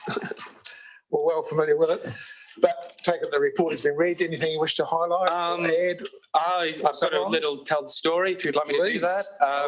Would you like that? Love a story. Okay. Right. So good morning. Welcome. So the purpose of this bylaw, the purpose of this report is to approve that public consultation on the proposed wastewater bylaw 229 can commence. So the purpose of the wastewater bylaw is to protect the health and safety of the public from potential adverse effects of harmful substances that are discharged into the wastewater system, regulate trade waste, manage and protect from damage infrastructure with infrastructure associated with wastewater, regulate the discharge of domestic wastewater into the wastewater system, and regulate the discharge of trade waste into the wastewater system. So these bylaws are very much a functional tool to help with regulating the network. Council has had a bylaw since 2014, and prior to that they had a trade waste bylaw. The draft bylaw is largely the same in substance to the existing bylaw, and there are pardon me, there are some key changes in relation to clarifications around discharges of swimming pools and spas, as well as aligning requirements for grease traps, silts and oil traps to the Building Act and the Building Code. In addition, officers considered it would be helpful to try and better align the bylaw with Tasman District Council's bylaw as much as practicable. And this has resulted in the draft bylaw having been formatted and sequenced in a different way to what the previous bylaw looked like. And we've incorporated 6 clauses from the TDC bylaw too.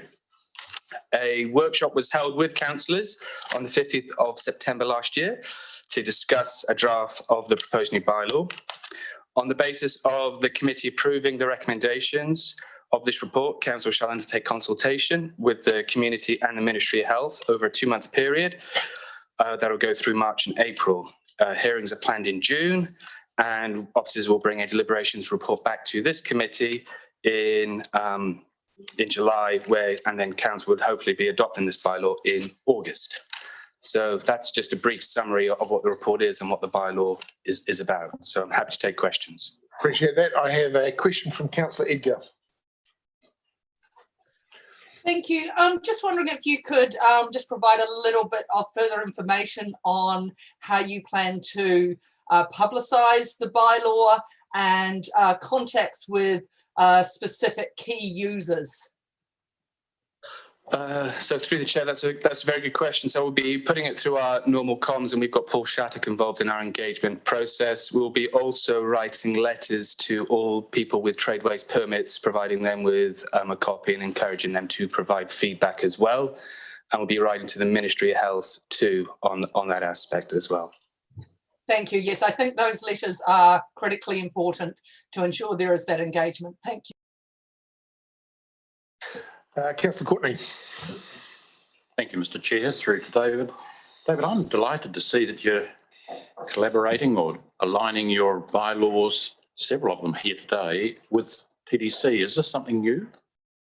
I ask that because you've got six, you've made six clauses you've included from TDC's bylaw, and I thought, well, this must be new because you'd have picked it up earlier if it wasn't new. So, in this bylaw, sorry, through the chair, in this bylaw, we're trying to avoid as much confusion as practically can. So we've got a council nearby, and we thought aligning it has happened. This has also been driven by the water supply bylaw, which is probably more closely aligned. So we thought we would follow in a similar step. So you haven't done it before. You're aligning for the first time, are you? Yes. Yep.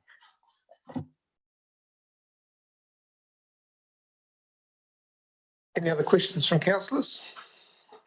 This is just a draft to go out for public consultation. And you've heard the process that will be followed with particularly the major users. So you've got another question, Councillor Eager? Yes, I have, with apologies. So normally the resolution would have the exact dates of the consultation. Just wondering why they aren't specified in the resolutions. Through the chair, that's a good question. I haven't got specific response to that. I'm more than happy to put those consultation dates in. It's probably just to provide us with a little bit of flexibility, I guess. But our intention is to go out to consult on, I believe it's either Saturday, I think it was, and then it would be closing. I've got specific dates on me actually, so I can confirm those. But we can, if needs be, put those dates on. Do you wish the dates put in, Councillor Eager? I'm happy through the chair for them to either be in the resolution or for them to be minuted. I think either way it needs to be noted what those dates are. So I will leave it to you as to whether yourself and the GAs feel that minuting them is sufficient. Yeah, well, the calls I'll make is I'll make sure that they are recorded in the minutes. And I think the date that we'll open a consultation will be this Saturday, so that'll be what, the 27th of... Forgive me, it's Friday the 26th that we're going to be going out, and then it'll be closing on Tuesday the 27th. Of March. Of April. April. So we've got a 2-month window there. 2-month consultation window. Thank you. Yeah, Councillor Fulton. I have a quick question, and I'm sorry, I probably should understand this.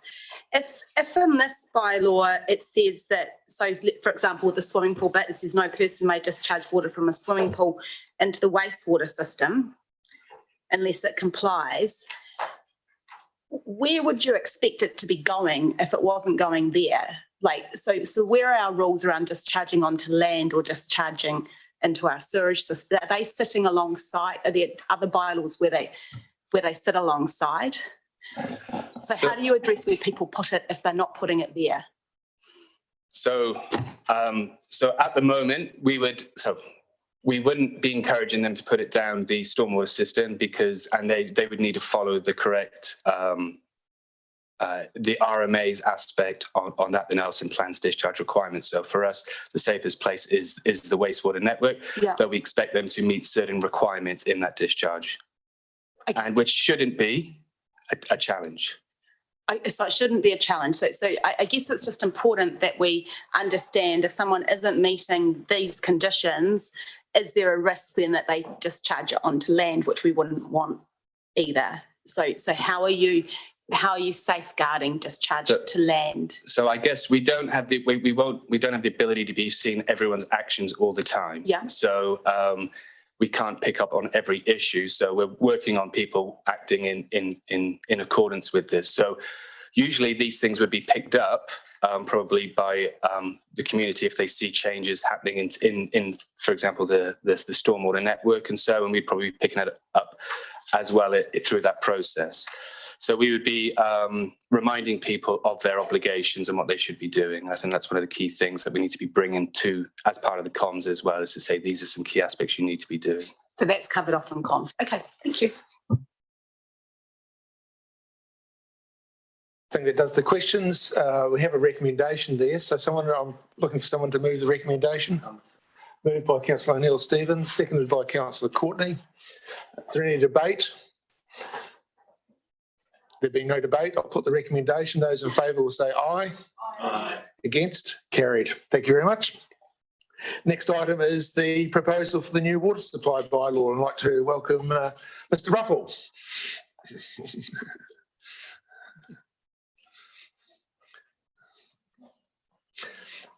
Morning, Mr. Ruffle. Good. I think this has been well socialised, but again, we'll take it the report has been read. I haven't had any questions come prior to the meeting, but an opportunity to ask anything you wish to highlight or summarise. I know there's quite a few changes in this one. Yes, Mr. Chair, this is a wee bit different. This is also an attempt to align with TDC. So we use the TDC bylaw as the basis for this one, and we've just modified it a wee bit. Of course, we have different sources, water sources, and councillors will see that we're trying to beef up our water source protection zone somewhat and put a greater emphasis on that. And at the same time, we're also a bit mindful that TDC run quite a number of small restricted supplies around their network, and I think with one eye on the future, it will be helpful for us to have that in our bylaw as well, just in case we have some of our rural zones that need support from us.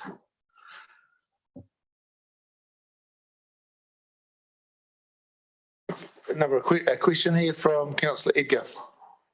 So my questions lack originality because they're the same ones that I asked to Mr. Light. So firstly on the consultation, specifically any key users and people who may be particularly impacted by changes. And then secondly on the consultation period. Mr. Chair, yes, right up front, in terms of consultation, we're going out for exactly the same consultation times as the wastewater bylaw. It just improves the efficiency for our administration staff. We only, for the water one, we only need a single 1 month, but we're just going to let it run for the full 2 months. So we'll open on the same day, we'll close on the same day, and we'll all be hearing submissions about the same time. In terms of consulting with the community, the water supply bylaw, we've spoken with iwi. We're going to contact our major users just directly, exactly the same way as the wastewater bylaw will be looked at, and we'll be on Facebook, we'll be on our website, we'll be advertising it, really. Now, in terms of the impact, I will say that virtually for the whole 10 years I've been here, the bylaw has never really had to be used in anger. So there's nothing in this bylaw, in my view, that will have an adverse impact on any of the people that are connected to our water supply. And if there are, then fine, we'll talk to them. Thank you. So if it can be noted in the minutes what the consultation period is, and yes, again, those letters to any key users is particularly important in addition to our consultation, general consultation process. So thank you very much for that. Yeah. Already noted the dates, 26th of February to the 27th of April. Councillor Brand. Just a straightforward quick question. You said protection of our water supplies, so in alignment with TDC. So I'm sort of thinking about the 3 waters coming out of central government, that the changes and stuff give us the flexibility to move with whatever come out of there. Through the chairs. Any other questions? There being none. Looking for someone to move the recommendation. Councillor Courtney, seconded Councillor Edgar. Not Councillor Edgar, Councillor Sanson. Any debate? No debate. I'll move the recommendation. Move Councillor Courtney, seconded Councillor Sanson. Those in favour will say aye. Aye. Against? Carried. Next item on the agenda is the Nelson Tasman Regional Landfill Business Unit, Business Plan and the Activity Management Plan, pages 119 to 252 of your agendas. So through the chair, that's my report, and just for the benefit of the committee, this is a report that I am required to bring back to this committee, and it follows the initial draft coming back to this infrastructure committee from the Regional Landfill Business Unit. We gave them comments back, and there were no changes from ourselves, and all that was required is to bring that back, noting the business plan and the activity management plan. So in this particular case, no changes, and we've already included this in our LTP, but this is a requirement that I need to do to bring it back to this committee. One of the things I still need to bring the NRSBU back, but that'll be coming back hopefully to the next infrastructure committee. Thank you, Mr. Levertis. Opportunity for any questions? I'll look at you, Councillor Edgar. She's got none. Councillor Courtney. Can I use this opportunity to improve my knowledge? On page 131 of the business plan, I'm aware of emissions factors, to do with air quality and other matters, land. But what is it says here halfway down there, Mr. Chair, consider applying for a unique emissions factor for landfill operations. What is a unique one? Can anyone help me? I'll get Mr. Clark, the General Manager, to answer that question.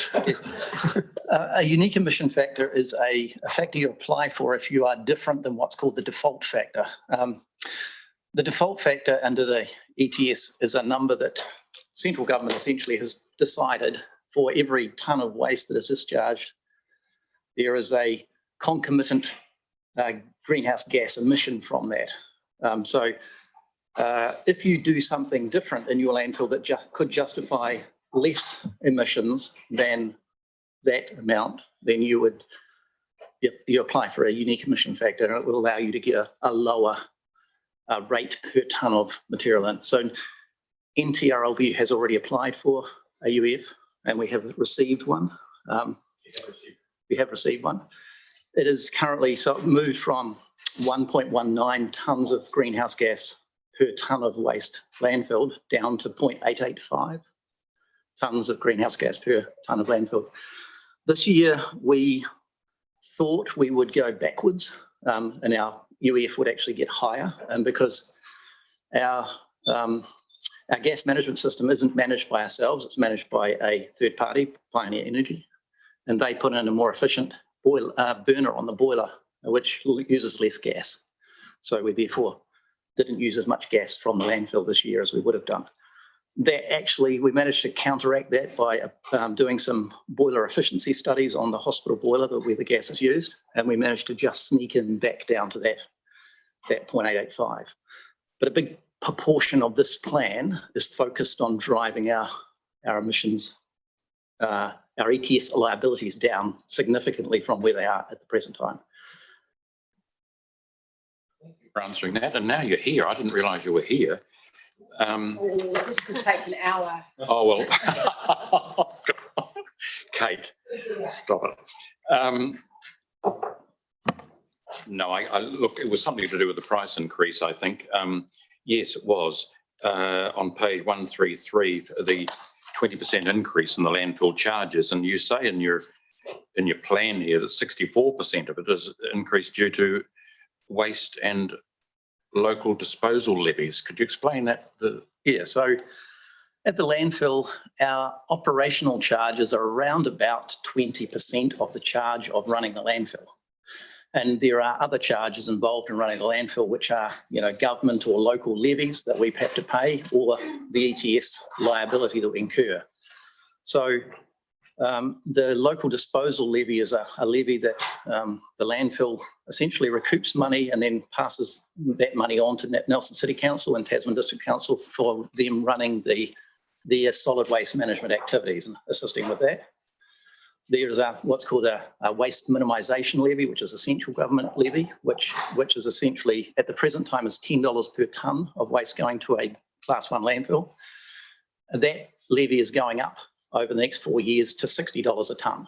So as part of our program of works that we're looking for doing is trying to identify ways of diverting material from the York Valley landfill to an alternative landfill that allows us to divert cleaner or non-greenhouse gas emitting materials so that we don't have to pay the ETS levy and we don't also have to use up our Class 1 landfill space with other materials which really don't need to go to the Class 1 landfill. So it's a piece of work that we're working on. And that in the AMP, that work includes the implementation of a new weighbridge at the Eves Valley site, because we have the second. It also involves some other facilities at Eves Valley, basically to allow us to implement a diversion of other waste to the Eves Valley site. If I could through you, Mr. Chair, that levy, you say over 4 years, it's going to ratchet up to $60 per tonne. Are you just sort of working it in slowly with this increase this year, are you, to sort of? No, this year is the costs that we are incurring for this year. So the costs are that we had a big loss as a result of some changes to our landfill life. So we've had to increase our charges by $200,000 over the life of the landfill to recoup that, along with some other changes. So the 20% this year is related to those costs that we are incurring at present. For future, we would still expect the landfill costs to go up. But what we are essentially budgeting on is that we are going to be driving our ETS costs down at the same time. And so therefore the reductions in ETS costs are going to be compensating to a significant extent, but not totally, the increase in waste disposal costs for that waste minimisation levy.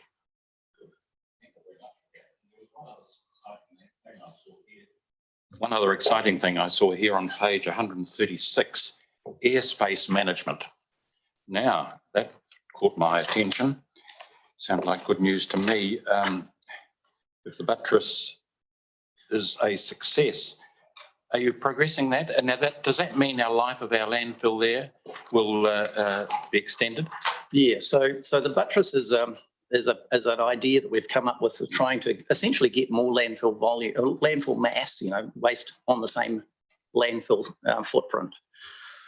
It's controlled. Our landfill is controlled by the factors of stability and by our resource consent.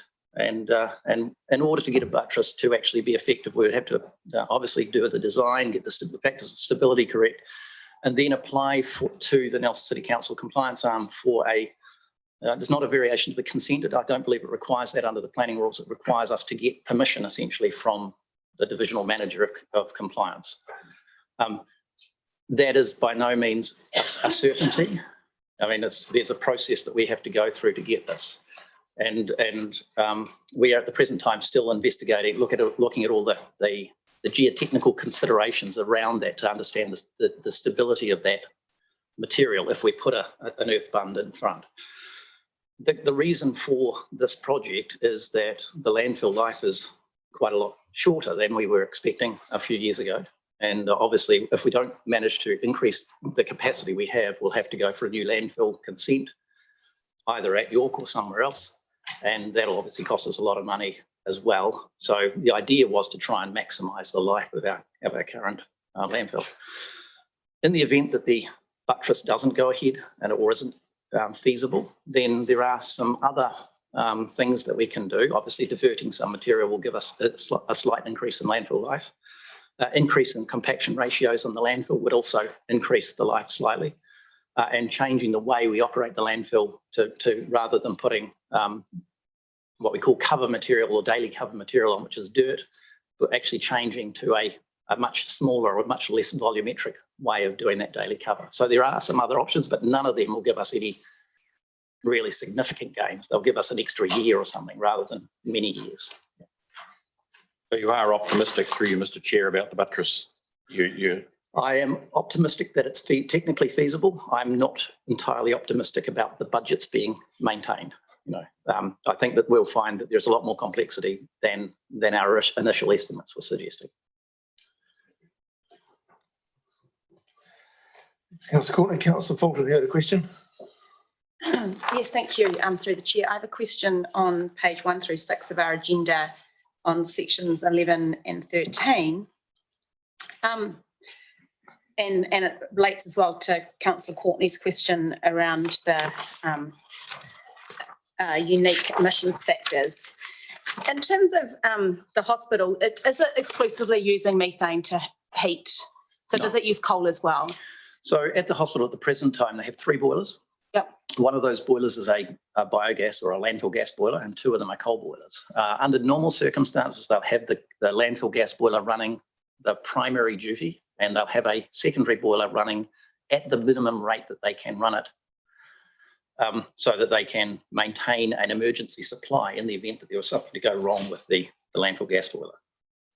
So our landfill gas provides the bulk of their steam production for the hospital, but not all of it, and there is coal used daily in order to maintain a backup supply in the event there was some issue with the landfill gas. Now, one of the reasons that backup supply or that coal is used is because the Pioneer Energy system, it's not the NTRLBU that owns that system, it's the Pioneer Energy system has no redundancy in it. It only has one blower, it only has one power supply, it only has one, so there is literally so anything goes wrong in that system, the landfill gas system will shut down, and therefore that boiler will shut down, and therefore the hospital will need to very rapidly ramp up the coal boiler to take up the steam generation. So one of the options that we would have is, if we were to have more involvement in that, it would be to increase the level of redundancy in that system to then allow less consumption of coal in an alternative boilers. I mean, it seems logical that you try and have a main boiler and a backup boiler on your methane gas, so you're removing the requirement for coal. It's just you said that if the efficiency improves, then they might not be using as much methane, which sort of led me to question why are they burning coal then, but you've explained that. Again, it comes down to the contractual relationships between ourselves and the hospital. We don't have a contractual relationship with the hospital. We have a contractual relationship with Pioneer Energy, and Pioneer Energy have a contractual relationship with the hospital. So essentially we sell our gas to Pioneer Energy. They on-sell the energy to the hospital. So therefore our conversations are third hand. Yeah. I have had informal conversations with the hospital about their longevity of the gas system, and they have expressed an interest in using more gas at the hospital. They are also investigating putting in a landfill gas boiler at the Wairau hospital as well. So I mean, that suggests a commitment to ongoing use of gas long term. Okay, so I'm just wondering, sort of in my role as Chair of Climate and Environment Committee, that obviously we want to support our community, which includes the hospital, to reduce their emissions rapidly, and ideally we need to phase out burning of coal. Is particularly unnecessary. It sounds like it's not necessary at the hospital if we had a better system in place. So it would be helpful for us to somehow set up that conversation and see how we progress that.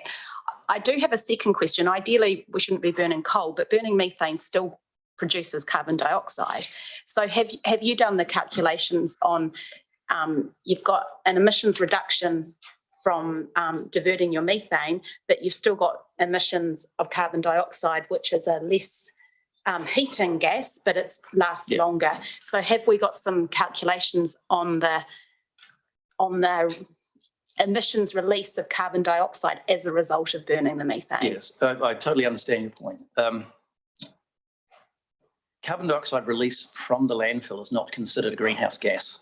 And the reason for that, it's biogenic. So, the idea being, it used to be a tree recently. It's now in the landfill. It breaks down, it releases gas. If that gas is released as CO2, so it's regarded as carbon neutral. Therefore it's gone back. So it's net it's regarded zero, as, okay. Right? Okay. Whereas if we release methane, it's a net increase of 24 tonnes per tonne. So So CO2 in the context of the landfill is not considered a greenhouse gas per se, because it went from CO2 into grass or CO2 into a tree and then back into CO2, right? If we wanted to sequester or something, we'd actually drive it down, yes, but I don't think we would ever be able to afford that. Our key consideration is making sure that we don't emit methane. But so basically we take the methane that's coming out of the landfill and we burn it and turn it back into CO2. Then we have a net zero, or as close to net zero as we can reasonably have. Although if we are cutting down more trees than we are growing them, then actually we're not net zero with our carbon dioxide. So therein lies the issue. Those are all outside my purview. And the landfill's also releasing equal amounts of CO2 to methane. So so actually the amount of CO2 coming out of landfill and the amount of CO2 coming out of the burning of methane is still significant. It might be net zero in terms of the calculations, but anyway, okay, that's very helpful. Thank you for explaining that. So I have a question with regards to number 11. Waste minimisation opportunities have been considered. However, only waste diversion of Eves Valley has been adopted. What other minimisation opportunities were considered and why were they ruled out?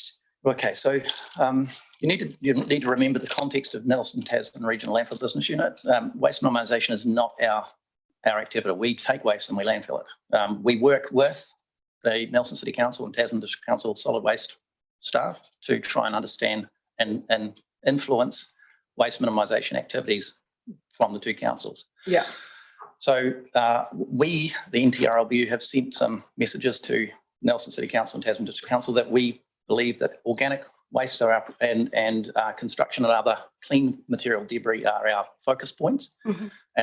And we have adopted the clean waste, or essentially clean waste, or the diversion activities, because we believe that that will give us the best effect on our long-term life of the landfill. Mm-hmm. We haven't looked at the organics ourselves. That's something that NCC and TDC are looking at, mm-hmm. and I'm not, and it's not our place to get involved in that activity. Essentially, okay. I do have a bit of a conundrum with organic waste management. So as the landfill manager, if I look at it purely from a financial perspective, and which, from a human that lives on the world, that's not a good way to look at it. But from a purely landfill financial perspective, if I encouraged organics to come to the landfill, then what happens is the more organics you get coming into a landfill, the default emission factor that we talked about before does not change. So I can put as much organics in the landfill as I want,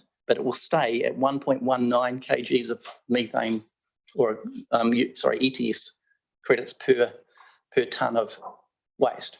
So a lot of landfill companies, I believe, I can't state categorically, have a lot more organics in them, because more organics allows you to generate more methane. And that allows you to capture the methane very easily and therefore burn it. Because the default number stays the same and you can burn more, you can get your UEF factor to a much lower number because you can capture and burn more, and so the difference is much smaller. So there's a poor issue in the ETS system. Okay. Right. If I seriously encourage and really force organics down, which we are actually focusing on doing, it will actually result in us essentially paying more, most likely, for our ETS costs, because we won't be able to capture that stuff at the bottom and get that saving up there. But nonetheless, as a human, it's the right thing to do. And and in context with the Nelson City Council's perspective, we believe that emitting greenhouse gases is bad, and we are focusing on a net reduction in emissions from our system as a whole, rather than focusing solely on the financial. Let's be clear, it's not just Nelson, it's global. This is a global issue. So reducing our emissions. And so I think we need to separate the finances from a massive global issue, which is we need to rapidly reduce our emissions. I understand, and that is where we're focusing. A little bit like COVID, you did it no matter the cost. So I think this is really important to actually, sometimes for many years we've put cost at the front of mind, and actually it's about, obviously we've got to be able to have prosperity, but it's about what are the issues first and foremost. So that's very helpful for me to understand why that might not be a financial driver. So my last question is around Eves Valley, which has been retired. What happens to the ongoing emission? Like, how do they keep paying for the ongoing emissions? No. So once you, so there's ongoing emissions of methane. This is a factor of the ETS, the New Zealand ETS system. We pay for the lifetime emissions of gas or greenhouse gas as the waste comes over the landfill weighbridge. So what the implication of that is that Eves Valley paid ETS credits or ETS liabilities when they put waste over the weighbridge. If we go now and put in a system to capture and flare off or destruct those, we actually are not classified in the ETS. We get nothing back for it, even though we are doing something that's good for the environment and we are demonstrably removing greenhouse gas emissions. This AMP includes money for putting in management system for Eves Valley that has no financial return. The function of this is where both TDC and NCC have asked us to find, well, particularly TDC asked us to see if we can find a third-party funding source for that. And what we have done is we've tried to identify options for getting some sort of financial recompense for the destruction of that. So there are essentially three options that we can do. One is to apply for a Paris Accord agreement. And the Paris Accord agreement basically allows us to get carbon credits for those. However, the New Zealand government currently hasn't signed up to trading under the Paris Accord. So that will be difficult, but we're essentially, the Nelson City Council has already written a letter of support for us doing that. The second option is to essentially, rather than flare it, to put in an engine and sell the gas back to the grid. You would get a small return. It would cost you more to do it, but you would get some net benefit from it. And the third is to talk to a third party who might use electricity or gas to sell it to them as an alternative to electricity or gas for their supply. In this case, Eves Valley is a long way away from everyone except the Carter Holt Harvey Mill. And the only person that we can talk to, and realistically, is the Carter Holt Harvey Mill for some sort of electricity supply. That has not gone on at the present time. So we have not had any conversations yet. But it would, in the process of this, we would intend to do so. So that's a conversation you're intending to have. It just seems like a really good opportunity to support our community to find other energy sources. Yes, clearly there has to be some sort of financial justification. We could flare it. We could flare it and destruct the CO2, which would be a low cost of a capital cost to do. Or we could put in an engine or some other mechanism, which would have a higher cost, but it may have a return on investment, which may make it beneficial. Okay, Nathan, I could spend the rest of the day discussing it with you. So thank you so much, because you helpful if you sort of direct the questions through the chair and bring everybody else along with you. Councillor Sanson. Thanks very much through the chair. Just a really quick question for me regarding point number 11 on page 136 about waste minimisation. I recall an officer, I think Terry, talking to us as we were having a workshop on waste minimisation about the possibility of some kind of plant that actually took in polystyrene. I understand that polystyrene is, I'm sorry, I really can't answer that. I mean, that was something that would be sitting inside the Nelson City Council or Tasman District Council's waste minimisation staffing. So my question, that I've had a conversation with them about. So my question is, was that discussed as part of the waste minimisation opportunities at NTRLSBU? Not with me, no. Okay. Okay. That's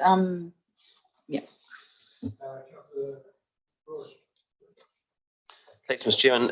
Nathan, thank you for making tips interesting. It's really cool having you here. I've got some sort of general questions, if that's okay. So first one is soft plastics. If I think about what goes in our blue bags, it's like most of it's soft plastics. We've got recycling sorted, we're composting, and there's all soft plastic. I know that in some parts of the country there are soft plastic recycling schemes. I think in Christchurch they're just reintroducing one. And I know why environmentalists don't like soft plastic recycling schemes, but it seems to me that they might be a transitional step towards us getting to a lower waste future. So my question is, if we stop soft plastics going into landfill, how much more time would that buy us? Do you have any idea? I'd have to talk with the Nelson City Council or Tasman District Council staff about what that volume is, because that's part of the waste minimisation activities that they carry out. So we do a SWOT analysis on an annual basis. In fact, we've done 2 of them this year, and we'd have to dig down quite deeply into what SWOT is as a solid waste analysis protocol. It's to identify the waste. We'd have to dig deeply into that to find out the volumes. Would you like me to move this? I can't Chair? answer that. Look, it might be helpful, to committee members. This is a business plan for the landfill business unit. It's a business unit up in York Valley, and we're sort of getting divested in things like carbon credit trading and waste minimisation, which is really outside the scope of the business plan. It's nice to have him here. Yeah, he knows his stuff. And so I've got some questions relating to the issue that we. Point of order, Mr. Chair. It very clearly is in the business plan, as it says that a number of waste minimisation opportunities have been considered. Now, Councillor Laurie, quite rightly, could be asking, has soft plastics diversion been considered? So I think that this is within. That's a question that goes to our solid waste.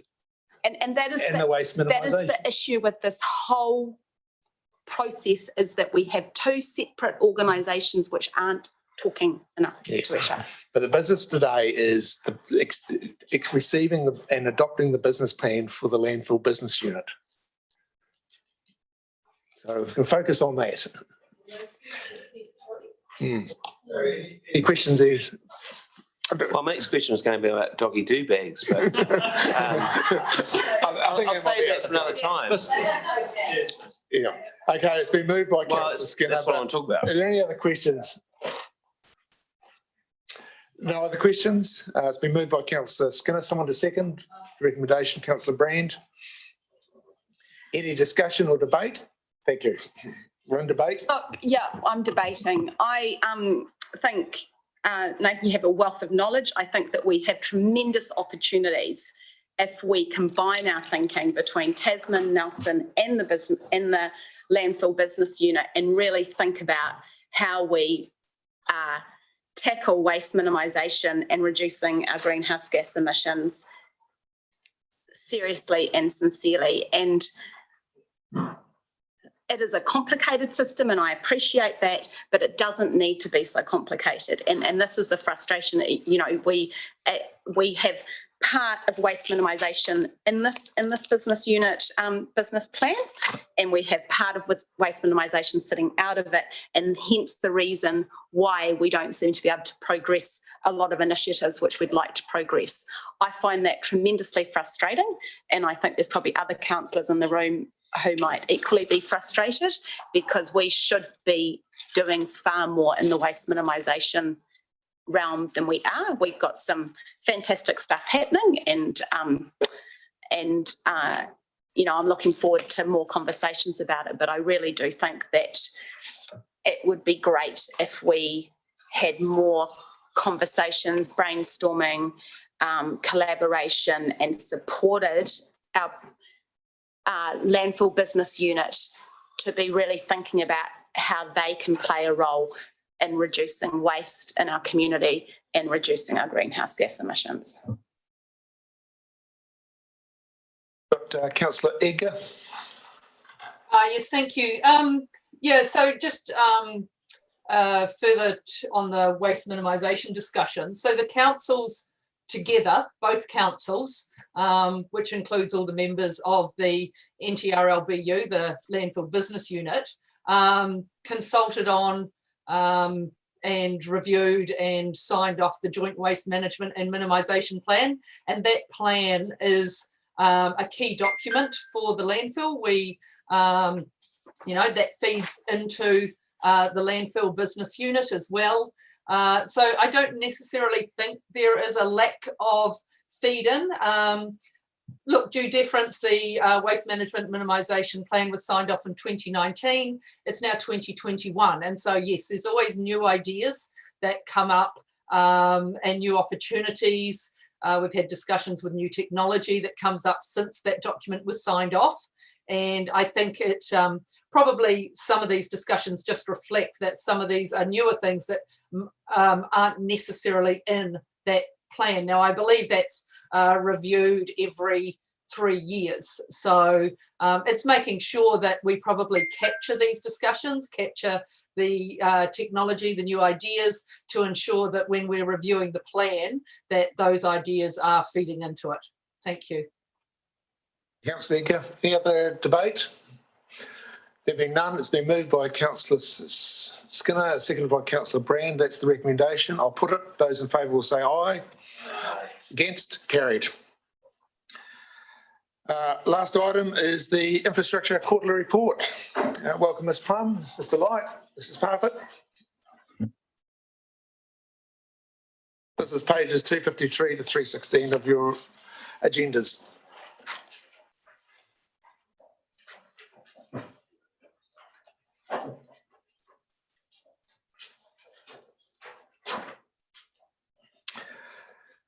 Again, the report has been read. I'm not sure if any questions come, but I'm sure you've got a story you wish to share. Thank you, through the chair. Of course I do. And Happy New Year to you all. It seems, yes, it seems very strange. It's been a while. It has been a while. So this quarterly report covers the period to the end of December last year. However, we have made some adjustments to the report to cover some of the changes since that time. And after my story, Officer Parfitt has a couple of updates for you as well. Construction continues with a continual orange cone presence in our city, and it will continue a bit more with some more projects getting underway very shortly. Anzac to Maitai shared pathway improvements has been completed, and I'm sure for those keen cyclists in the room, they've noticed a specific bike green light. So it's not a little man that walks across the crossing. There's actually a bike for you there now. So it's a stop-go symbol on those lights. The Beach Road storage construction, that's part of Awatea upgrade, was constructed, and the Awatea tender is actually presently out for responses. Bisley Avenue, stage 1 was completed, and we received some very positive feedback from the local landowner, which was very well received. As was already been raised this morning, the first of the inner city bike shelters was completed during the period, and it's gratifying to see this being used, particularly on market day, which we had a photo of, but that's been noticed as well. And the second shelter is now well underway. The 3 water service reform stimulus program has commenced, and projects will continue to come on stream over the next couple of months. In the construction area, we are seeing some impacts on the supply of products, both from overseas and in New Zealand. Pipe prices have shown a marked increase, and we're also struggling to obtain pipes in a timely manner. In respect of delivering to forecast, that is showing a slight discrepancy this quarter. We've had to rephase a couple of projects that we expected to be able to start in around November, October, November, but due to traffic management conflicts within the inner city area, we've rephased those out, and most of those are starting now in March or April. We've had a couple of minor delays with some wet weather and some product delays, but we're still forecasting and predicting we will achieve spend in this financial year. But as always, unknown and unseen delays or changes may occur to that. Officer Parfitt, a couple of updates. Thank you, Officer Plum, through the chair. These are just updates. 11.3 in the report, page 265, with regard to the kitchen waste trial, I can update that that trial is underway. We've had 2 collections, and the number of households is now up to 130 households. So there's been 2 collections, and we know already that on each day of collection, around 75% of those households are putting their bin out. We get each bin gets weighed, so we have an average amount per house. So in all, this is providing really good data, which we'll bring back to you at the next quarterly report is in 3 months' time what's it telling us so far. So that's the first update. The second update is with regard to point 11.9 on page 267, I made a note that we had done some car park occupancy surveys in December, but at the time of writing this report, that wasn't available. It's only come in this week and I have had a quick glimpse at it, but what I can say is that overall, that data is telling us that all 4 of the central core parking areas have space capacity throughout the entire survey period. So our car parks are not full. So that bears out that anecdotal observation. And also on page around public transport, 11.10, page 267, I noted that the extra payments from Waka Kotahi around COVID and patronage, we were awaiting confirmation around them continuing to top that up. So at 9:56 this morning, we received notification that the Waka Kotahi board met yesterday and they have confirmed that they will continue to top up that funding until the 30th of June this year. So that's good news for us. That's all the updates I have. Thank you.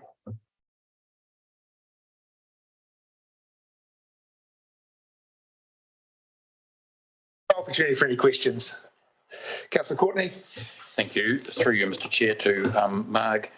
Marg, how much do we get from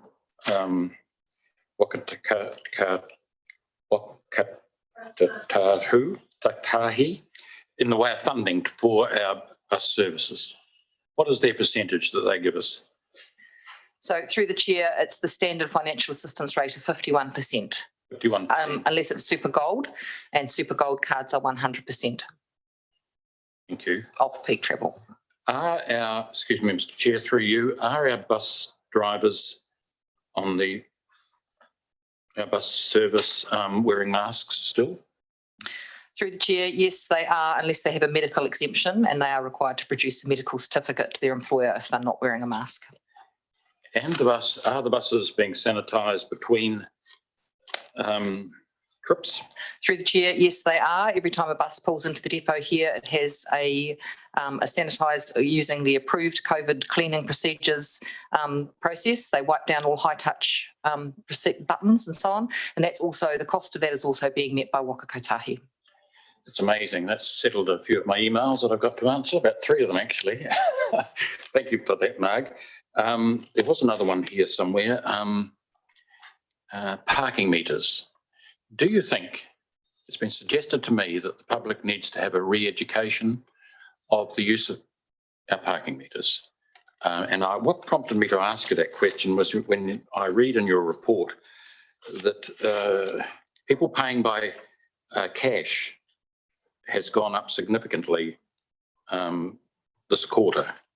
So if you'd like to comment on that. So through the chair, that was in relation to the B card, the bus fares. So in this quarter, we noticed that there were more people paying their bus trip using cash as opposed to the B card, and we were interested in that. It seemed unusual. We think it's possibly because of visitors and students returning to the city that had not yet got a B card, and it will be interesting to see what the next quarter tells us. Coming back to parking meters, we've always known that coins are favoured by the Nelson community, and when we initially went out to buy the meters, that's why we included the ability to pay by coins. So with regard to re-education, I think most people get it. We do have an online video showing people how to use them, and they will get easier to use as the new colour screens are installed. So they're a little difficult to see at the moment, but the new screens are coming at no additional cost to council. I'll leave it at that for the moment. Thank you. Thanks, Councillor Courtney. Yeah, Councillor Skinner, then Councillor Laurie. Just interest, page 254, project awarded to Egypt Limited. Yes. Interesting name. What is and who is Egypt Limited? Through the chair, they are a local company, and I have no idea why they're called Egypt, but they're a civil company, and there's a woman that runs that company. Cool. So let me know if you get a milkshakes and pie company. I'd be interested in them as well. Thank you. Thanks. I've got a whole bunch of questions, if that's okay. Page 281, the report, the update on Kearney Street. Can you remind us how this project will improve pedestrian safety and access? please. Through the chair, so phase 2 of that project, I think, is the section that does not have footpath. And it's quite narrow, so the design is yet to be done in detail, but it's the usual traffic calming. So it'll involve things like speed calming measures, potentially humps. So I don't have the detail in front of me, but certainly it's a key part of that project. Great, I think that will be very well received by the people who live in that neighbourhood. On page 296, you've got your update on the Railway Reserve Princess Drive underpass, which is fabulous and wonderfully green and in more ways than one. And it's great fun, especially riding down through it. It's really cool. But I was just wondering, where are things at with the mural art? It talks about the artworks that are planned. Where are they at? Please. Through the chair, our arts group managing that process with council, Rebecca did do a follow-up just to see where they were at, and they're still working in it. I understand that the design is almost done, so I would expect within the next couple of months we will see the artwork. Awesome. Page 299, the Tahunanui Cycle Network. It is very pleasing, gratifying even to see more and more people on that. Have you had any recent feedback from the school or any other community groups or members of the public on that bit of kit? Through the chair, no, I think it's just accepted it's there and it's used now. Awesome, it's become part of the community. Carwai Street, page 306, we heard some submissions in public forum today about that. Can you give us an idea of how long, I know is it a 12-month trial? Just tell us what's happened to the stuff that we've got there, where will it go next, what's going on? Through the chair. So through the chair, the Carwai Street or Nelson South project is in stages. So stage 1 is what you see on the ground at the moment, and it is a trial, and I think it's possible that part of the community has forgotten that, so we can move things. For example, there is plans to move the picnic tables and build outs from outside Mr. Christensen's house to outside a neighbouring house, which has welcomed it, but not because Mr. Christensen was opposed to it. It's because of an access issue, in fact, with a mobility taxi that calls the house next door. So that's on the ground, and we're constantly receiving feedback. We're about to go into phase 2, which is phase 1 was around lowering speeds through Carwai Street. Phase 2 is around improving the mode, the facility for active modes, particularly to the Nelson Intermediate School, which is a community hub, and we're engaging with the wider community. There were some lessons learned first time round around people that didn't recognise the letterbox drop for what it was, which was an invitation to be involved. And so the more recent letterbox drops that have gone out have had Nelson City Council logo on them.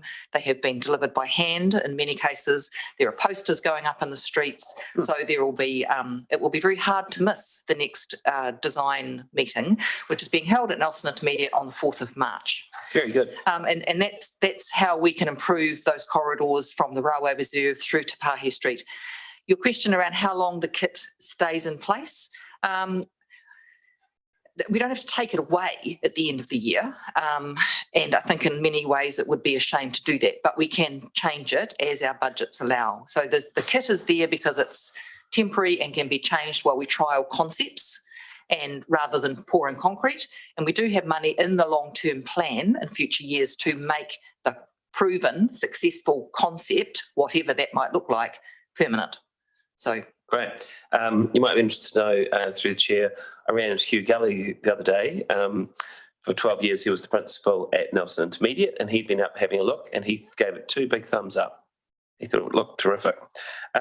Also, on the subject of public forum, we heard from Nelsust about their concerns on the St Vincent Street Cycleway and how we could improve that. Is there anything in this work that will address those concerns? So through the chair, I think the detail for that sits probably within the Nelson Future Access Study, and that's yet to come to council, but it's potentially able to be addressed in those short-term measures that we have facilitated. We have put budget in the long-term plan.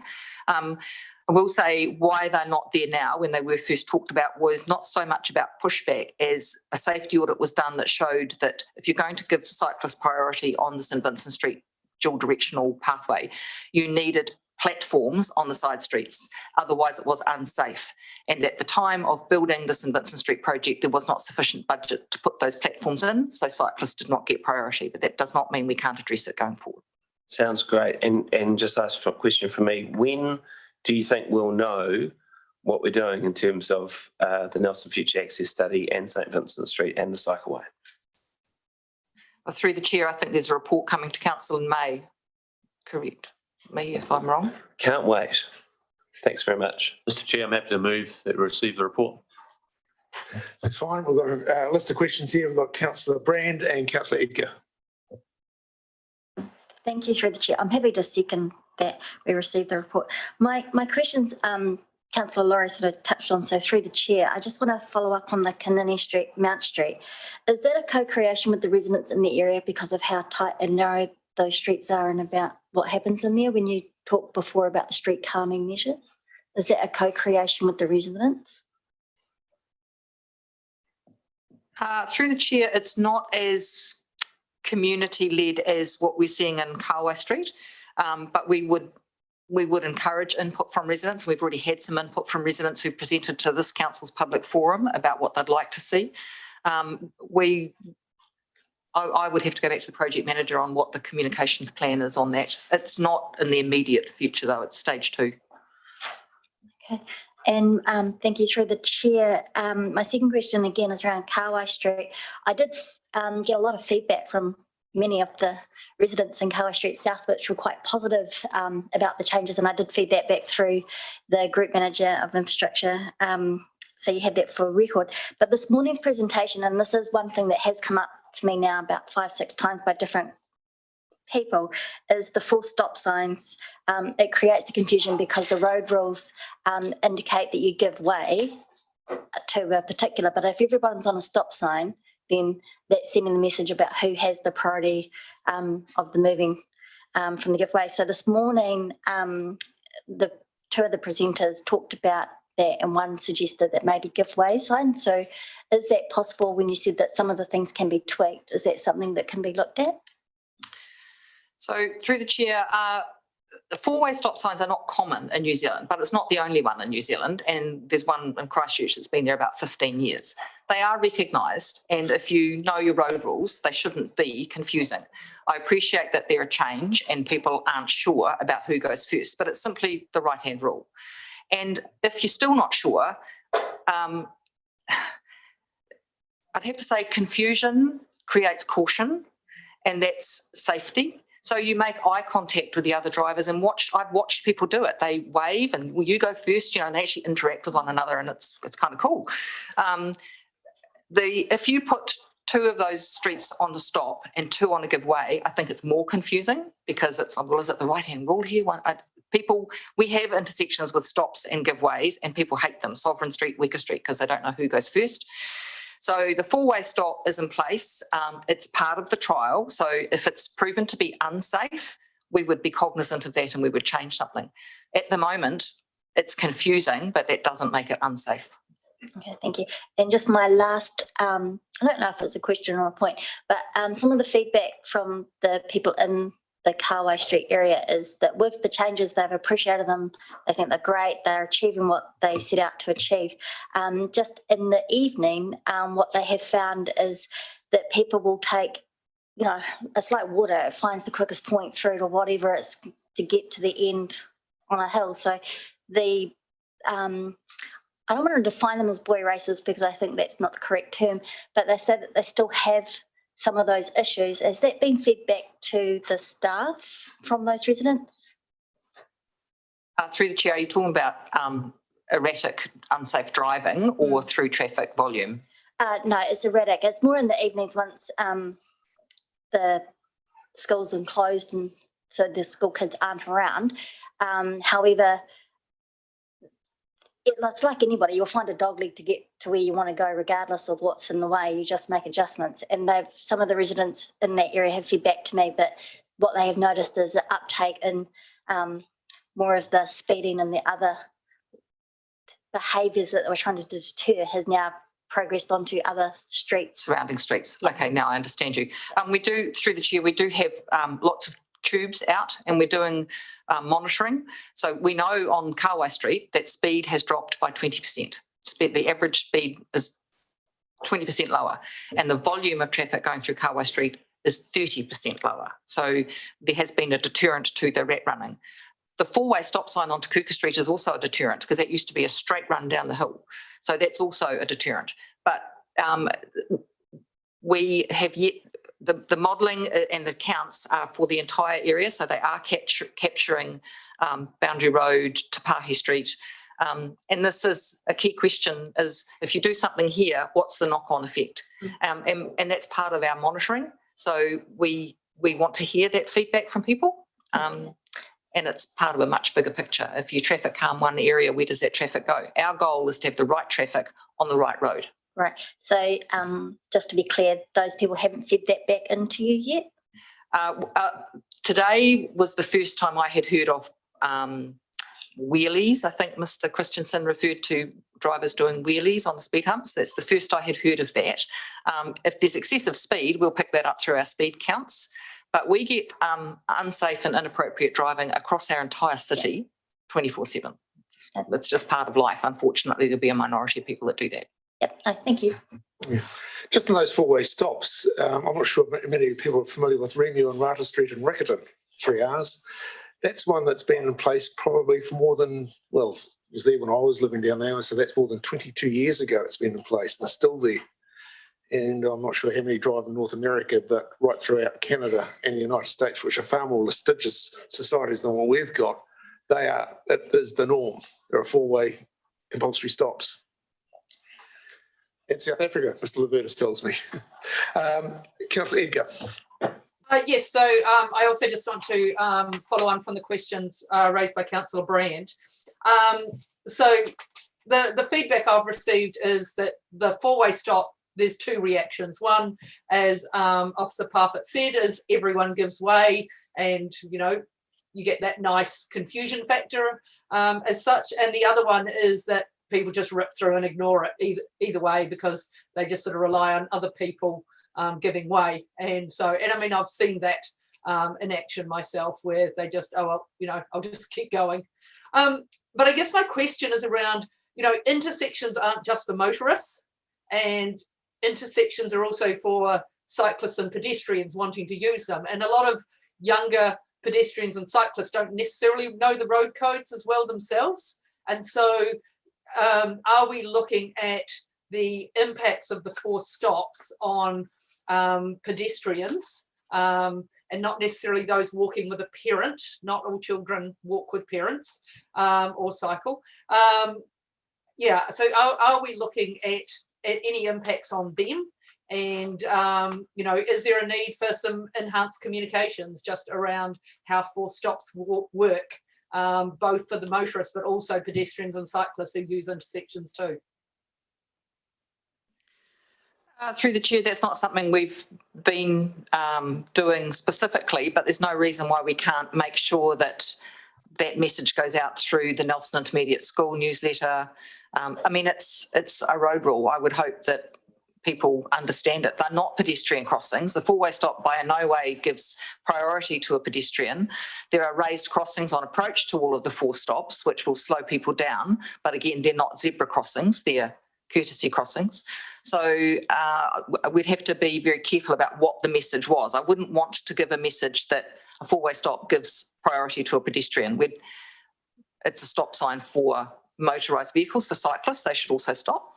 They should obey the road rules. And we do targeted cycle education with all of our schools, so we can build this in going forward.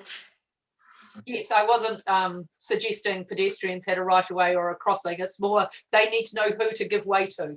Otherwise, they're sort of stuck there for a long time themselves. And ultimately, we want to enhance walking as well in that area. Just following up on the comments you made on communications, and I have noted a lot better pickup with the NCC letterhead. I think we also need to consider the naming of projects, because this was always talked about as Carway Street. And so I know for some people in Te Kuka and Te Pahi streets, it wasn't something they knew to engage with. So yeah, are we going to sort of, make sure we're, I guess, a little more exact in our comms, or I guess more inclusive in our communications as well? Through the chair, that's noted. It is actually known as the Nelson South Innovative Streets Project, and Te Kuka Street and Te Pahi Street did get the first letterbox drop, but they may not have picked up on that. But certainly going forward, we'll be making sure we make that clear. Yes, and then finally, so are council now going to, I guess, manage the communications? Because there was feedback on people being blocked from giving comments, and so I guess if people feel like they can't input comments, they then may have a more negative viewpoint. And so to me, council has the ultimate responsibility around the communication, so we're just going to make sure that everyone is given opportunities, positive or negative, to have their say, not just on this project but other ones that have that community input. So through the chair, I'll just comment on that. At no stage did council block anybody. Out of this community co-design process popped up a couple of Facebook pages, which we have no control over. The correct mechanism for people to feedback to council was either through the survey that was handed out at the on-street barbecue on the 19th of December, where we also promoted the Shape Nelson platform where people can lodge their comments. And I've also received a number of emails. So we want to hear from everybody. That's part of good community co-design. But we have no control over what organic Facebook pages pop up. Yes, no, I wasn't suggesting council had blocked anyone. Thank you. And no other questions? Thanks very much. The recommendation's been moved by Councillor Skinner, seconded by Councillor Brand. For the questions, it's up for debate. No debate. I'll move the recommendation. Those in favour will say aye. Aye. Against? Carried. Thank you very much. That concludes the Infrastructure Committee meeting. We'll do a closing cover care. All right, you too. All right.